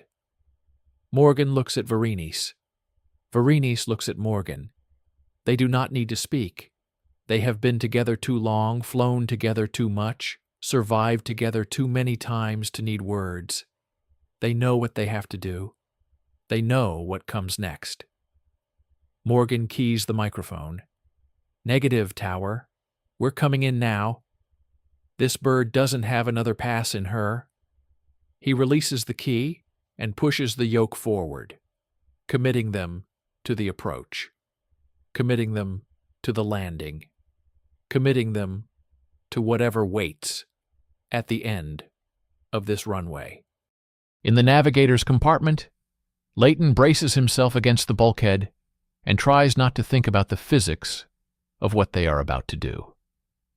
A B-17 weighs 30 tons fully loaded. They are not fully loaded. The bombs are gone. The fuel is low. But 30 tons of metal and men and memories does not stop quickly, does not stop gently, does not stop at all without brakes and flaps, and the systems designed to make landing possible. He calculates the distances in his head, the speeds, the forces, and the numbers tell him what he already knows. This is going to hurt. This is going to hurt a lot. Some of them may not walk away. In the radio compartment, Quinlan has already removed his headset, already secured his equipment, already braced himself in the position they practiced in training, the position that is supposed to protect them in a crash, the position that no one really believes will protect anyone from anything. He thinks about his wife.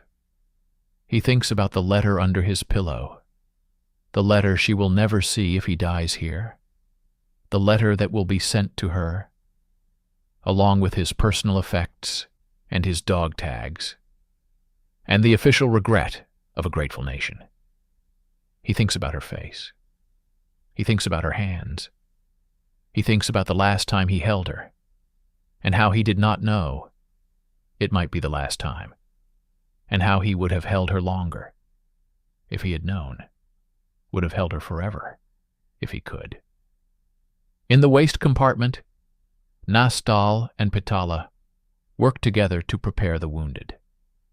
There are 3 of them now, men who were hit during the fighter attacks, men who have been lying in shock and pain for hours, while the crew did what they could with morphine and bandages and hope.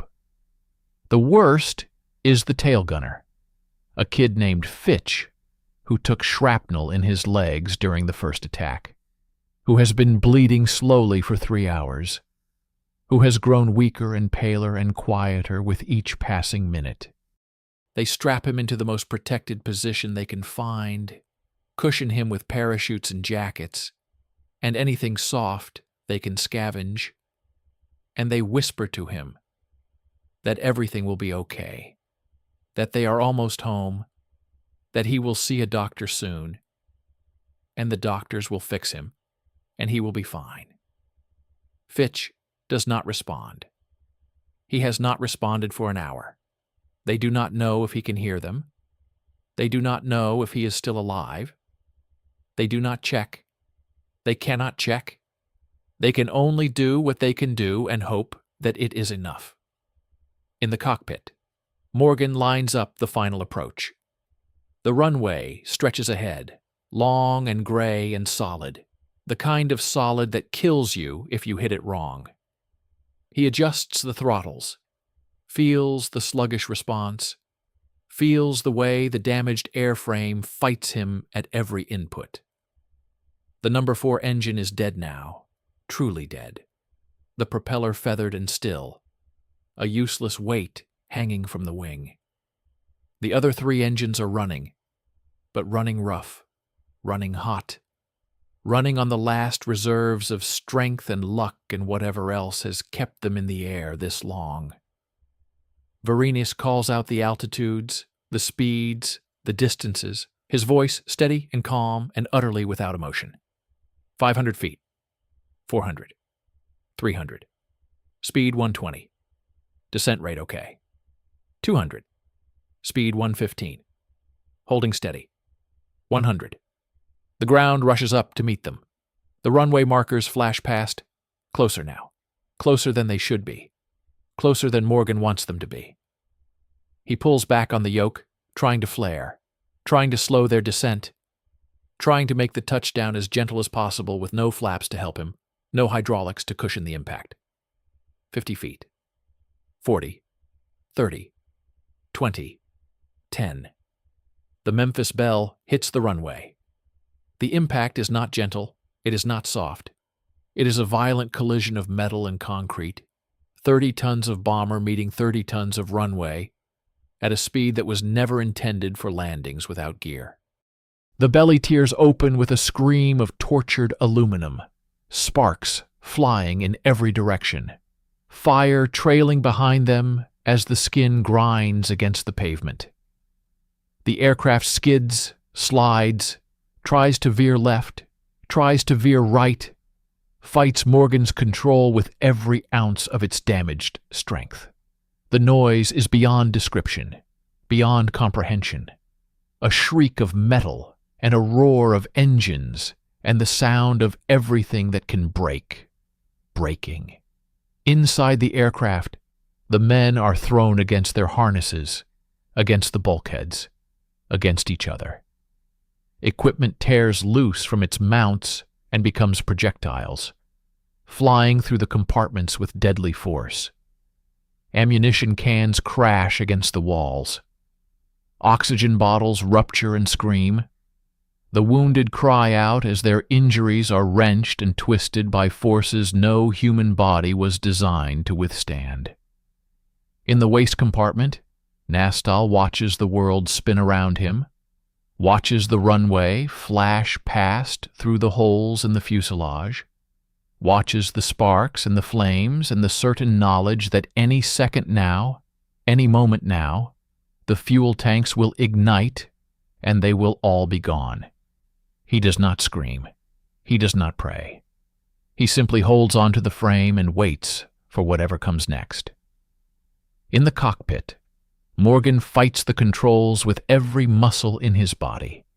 The yoke bucks in his hands, tries to tear free, tries to follow its own will.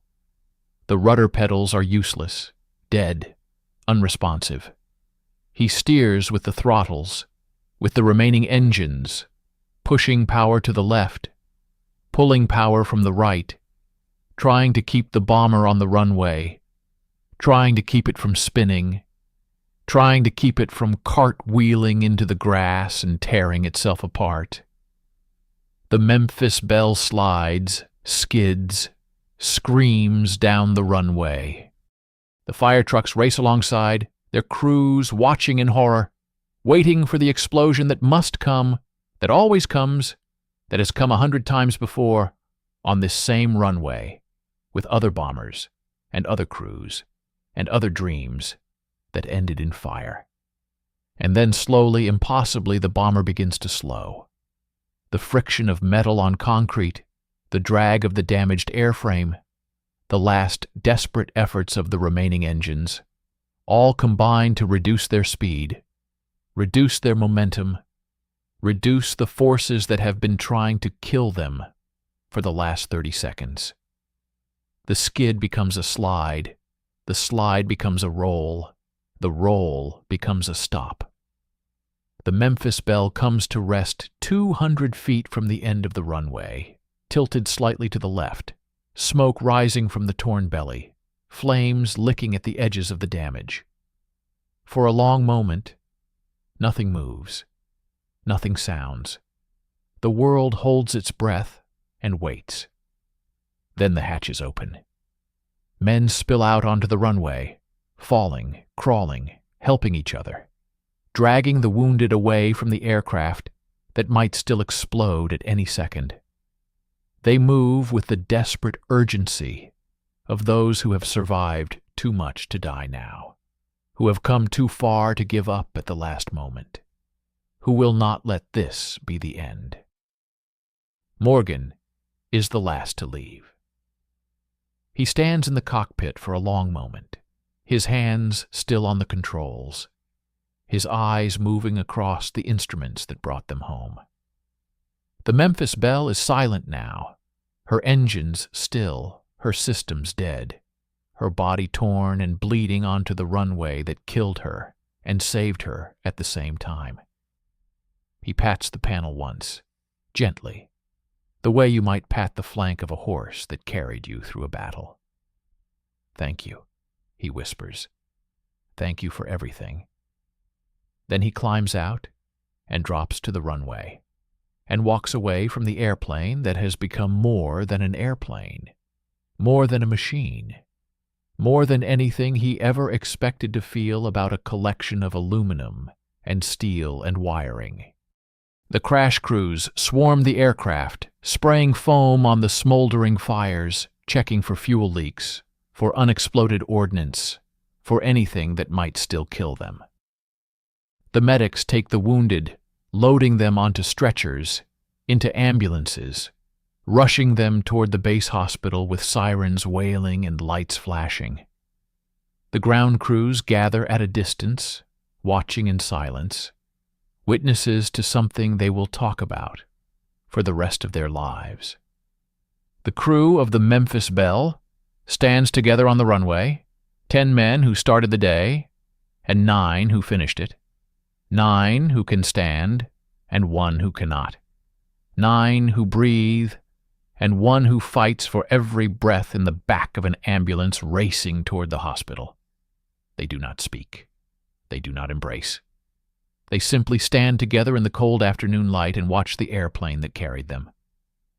The Memphis Belle rests on the runway, broken and beautiful, her skin torn, her engines dead, her guns silent.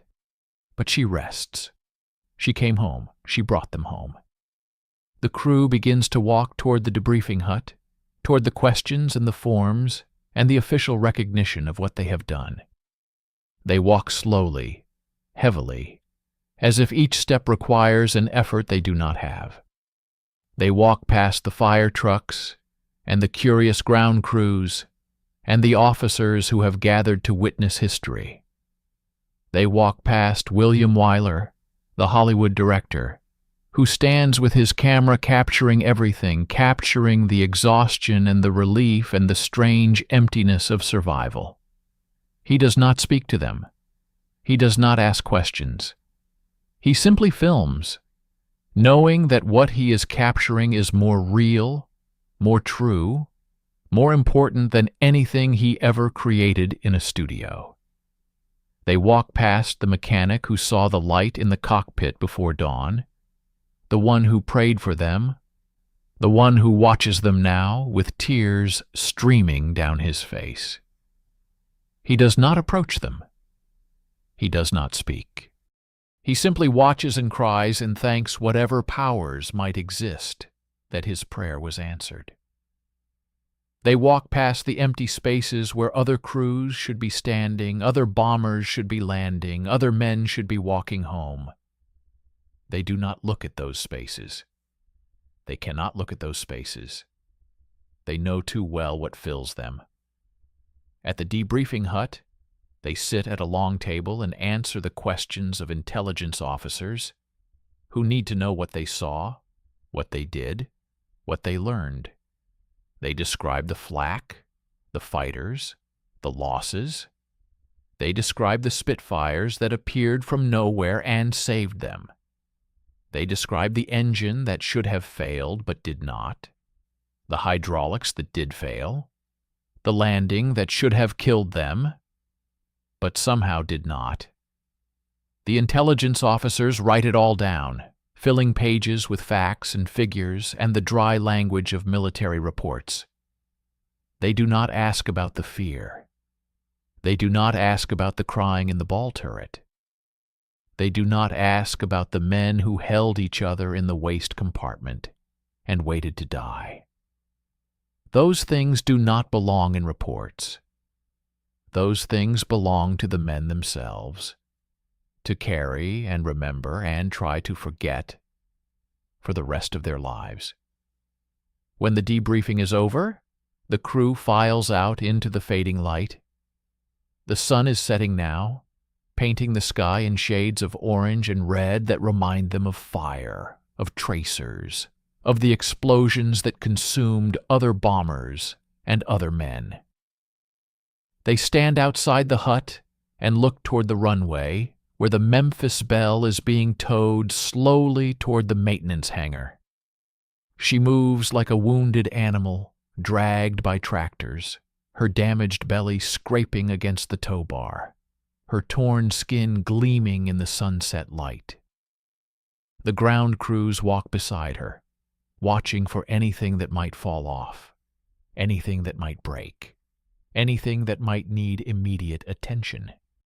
They will work through the night to repair her, to patch her, to make her ready for the next mission, the next crew, the next battle. But not this crew, not these men. They are done. They have finished. They have done what no one else has done. 25 missions. The number settles over them like a blanket, like a weight, like something they cannot quite believe and cannot quite escape. They have survived. They have made history. They have done everything that was asked of them and more. And now they have to figure out what comes next. Morgan stands apart from the others, watching the Memphis Belle disappear into the hangar. He thinks about the faces he saw today, the faces of men who will not come home, the faces of fighters who tried to kill him, the face of the Spitfire pilot who grinned and gave a thumbs up and saved them all. He thinks about the engine that ran without oil, without cooling, without any reason to keep turning. He thinks about the light in the cockpit that the mechanic saw, the light that no one can explain, the light that might have been nothing, or might have been something, might have been a warning, or a promise, or a miracle. He does not know what to think. He does not know what to believe. He knows only that they are alive, that they are home, that the 25th mission is over.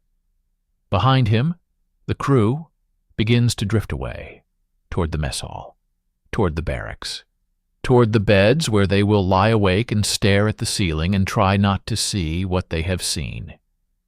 They do not say good night. They do not say anything. They simply go, each man alone with his thoughts, his memories, his private war that will never end. Not really, not ever. Morgan watches them go. He watches Verinis, his co-pilot, his friend, his brother in everything but blood. He watches Leighton, the navigator who brought them home. He watches Locke, the top turret gunner who saw the fighters first. He watches Nostal and Patala and Quinlan and all the others, each one a face, a name, a story. He watches them go, and then he turns and walks toward the hospital, toward the wounded, toward the men who may not survive the night. The sun sets over Bassingbourn Airfield, painting the sky in colors that would be beautiful if anyone had the strength to see them. The Memphis Belle rests in the hangar, surrounded by mechanics and tools, and the promise of tomorrow. And 10 men who started the day together try to find their way through the night, through the memories, through the price of return. The sun has set over Bassingbourn Airfield by the time Morgan reaches the hospital, but the sky still holds light, a deep bruised purple that bleeds into darkness along the eastern horizon. The hospital is a collection of Nissen huts, connected by covered walkways, temporary and utilitarian, and utterly inadequate for the work done inside. Morgan has been here before. He has visited wounded crewmen, signed forms for the dead, sat with men who would not survive the night, and listened to them talk about home as if talking could keep them alive. He knows this place. He hates this place. He walks toward it anyway because the men inside are his men, his responsibility, his family in a way that blood family never can be. The medical orderlies at the entrance recognize him. Step aside without speaking. Let him pass into the world of antiseptic and blood, and the quiet moaning of men in pain. The corridor stretches ahead, lit by bare bulbs that cast harsh shadows on the walls. And Morgan walks it slowly, heavily, dreading what he will find at the end. Sergeant Fitch lies on a cot in the corner of the ward, surrounded by doctors and nurses who work on him with the focused intensity of people trying to hold back the tide. His legs are wrapped in bandages soaked through with blood, his face is gray, his eyes are closed, and for a long moment, Morgan thinks he is already gone. already dead, already another name on another telegram. But then Fitch moves, just slightly, just a twitch of his fingers, and Morgan knows he is still fighting, still holding on, still trying to come home.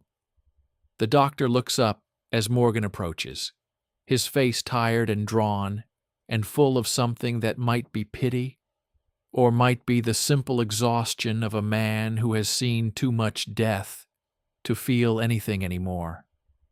He's lost a lot of blood, the doctor says. We've given him transfusions, but he's still bleeding internally. We need to operate, but we don't have the facilities here. There's a surgical unit at Cambridge, but transporting him is risky. Morgan looks at Fitch, at the gray face and the closed eyes, and the hands that twitch occasionally as if reaching for something only he can see. He thinks about Fitch's family, his mother and father somewhere in the Midwest, waiting for letters that will never come, waiting for a son who will never return. He thinks about the telegram that will arrive if Fitch dies, the folded flag, the official regret. He thinks about all of it, and then he looks at the doctor and nods. Do whatever you have to do, Morgan says. Just keep him alive. The doctor nods and turns back to his work, and Morgan stands there for a long moment, watching, waiting, hoping for something he cannot name. Then he turns and walks away, back down the corridor, back into the night, back toward the base that has become his whole world. Outside, the air is cold and clean, and Morgan breathes it deeply, trying to clear the smell of blood and antiseptic from his lungs. He walks without purpose, without direction, simply moving through the darkness, because standing still feels like dying. He passes the mess hall, where lights burn and voices murmur, and men eat meals they do not taste. He passes the barracks, where other crews lie awake and stare at ceilings and wait for morning.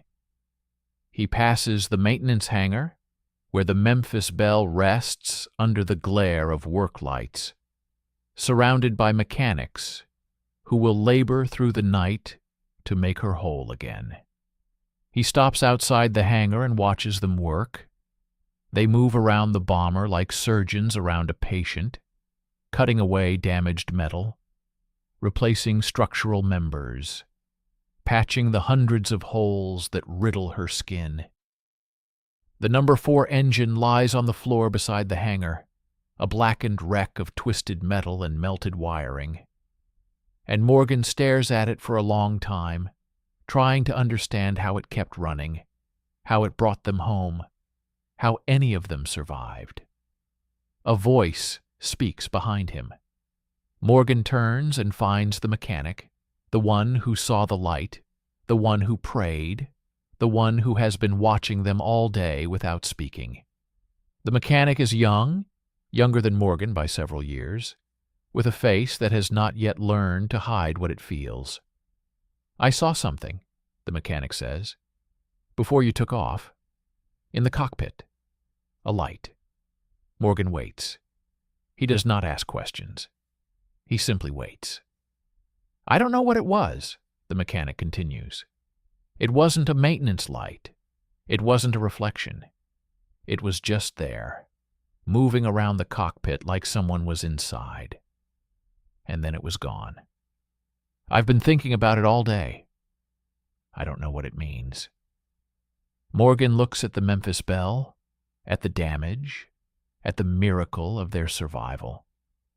He thinks about the engine that ran without oil, about the Spitfires that appeared from nowhere, about the landing that should have killed them. He thinks about all of it, and then he looks at the mechanic and nods. Maybe it means something, Morgan says.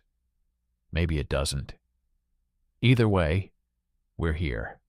We're alive. That's enough. The mechanic nods and walks away, disappearing into the shadows, And Morgan turns back to the Memphis Belle and watches the mechanics work and thinks about nothing at all.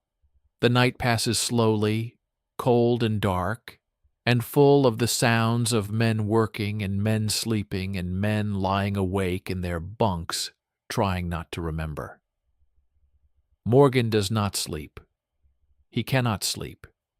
He walks the base from end to end, past the empty hardstands where other bombers should be parked, past the chapel where a chaplain sits alone with his thoughts, past the control tower where controllers watch the skies for aircraft that will not come.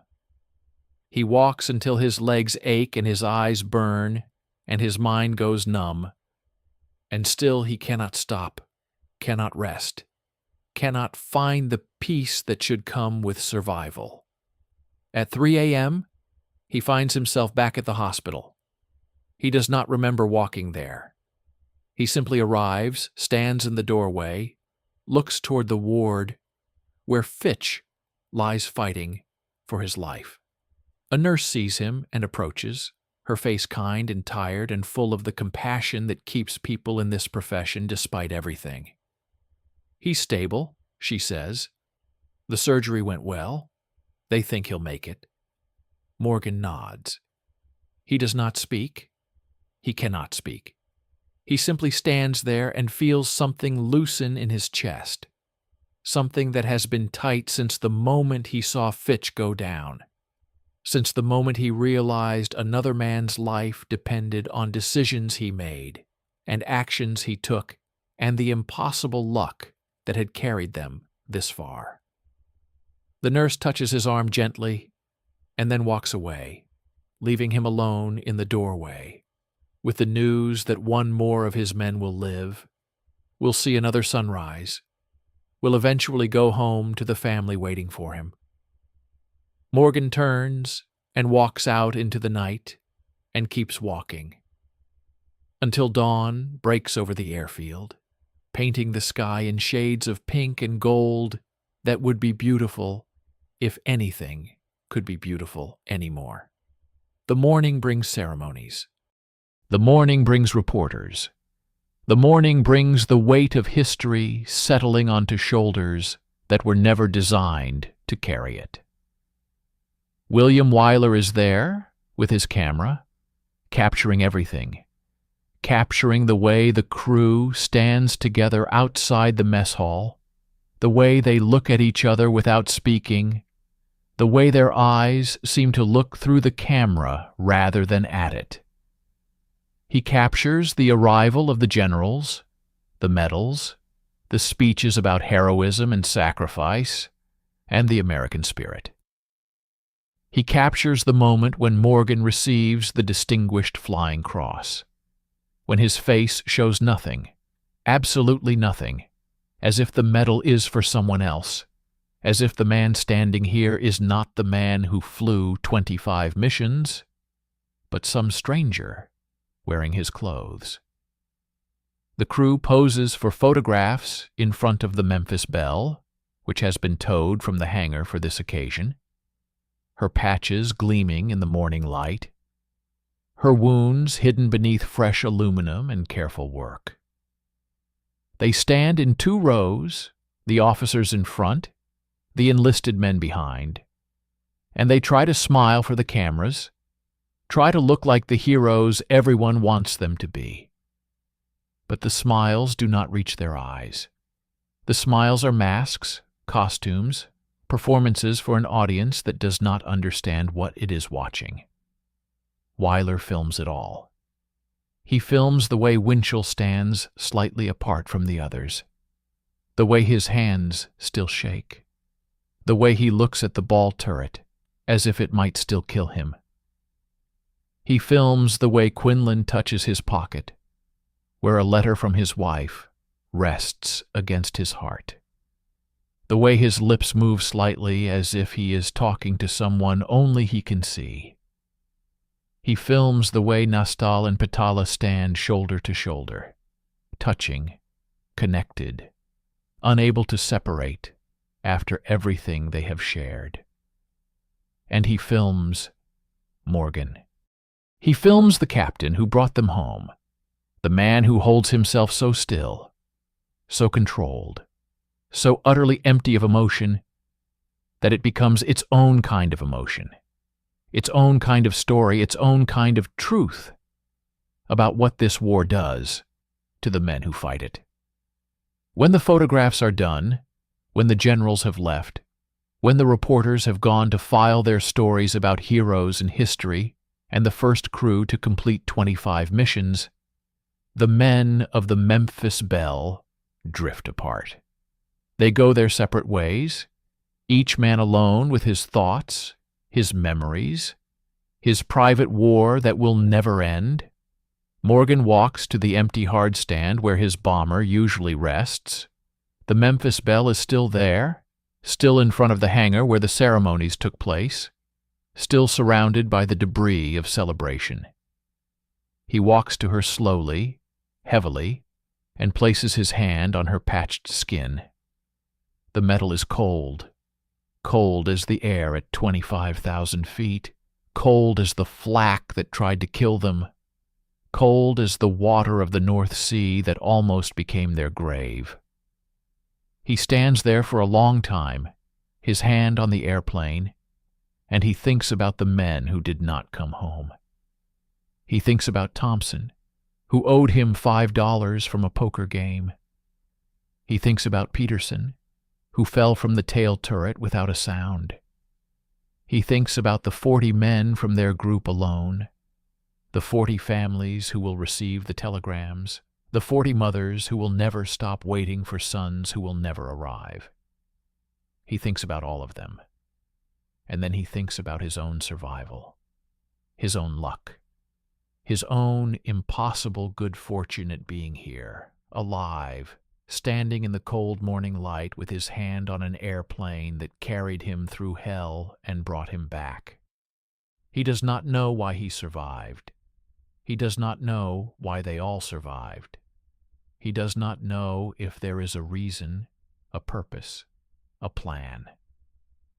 He knows only that they did, that they are here, that the 25th mission is over, and they have done what no one else has done.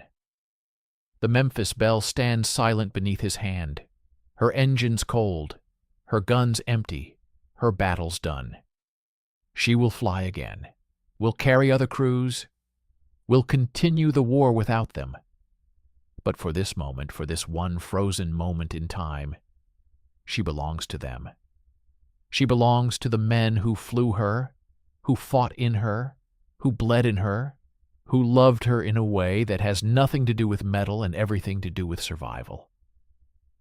Morgan takes his hand away and turns and walks toward the future, whatever it may hold. Behind him, the Memphis Belle gleams in the morning light, beautiful and broken and whole all at once, a monument to the men who flew her and the men who died and the war that will never really end. Not for them, not ever.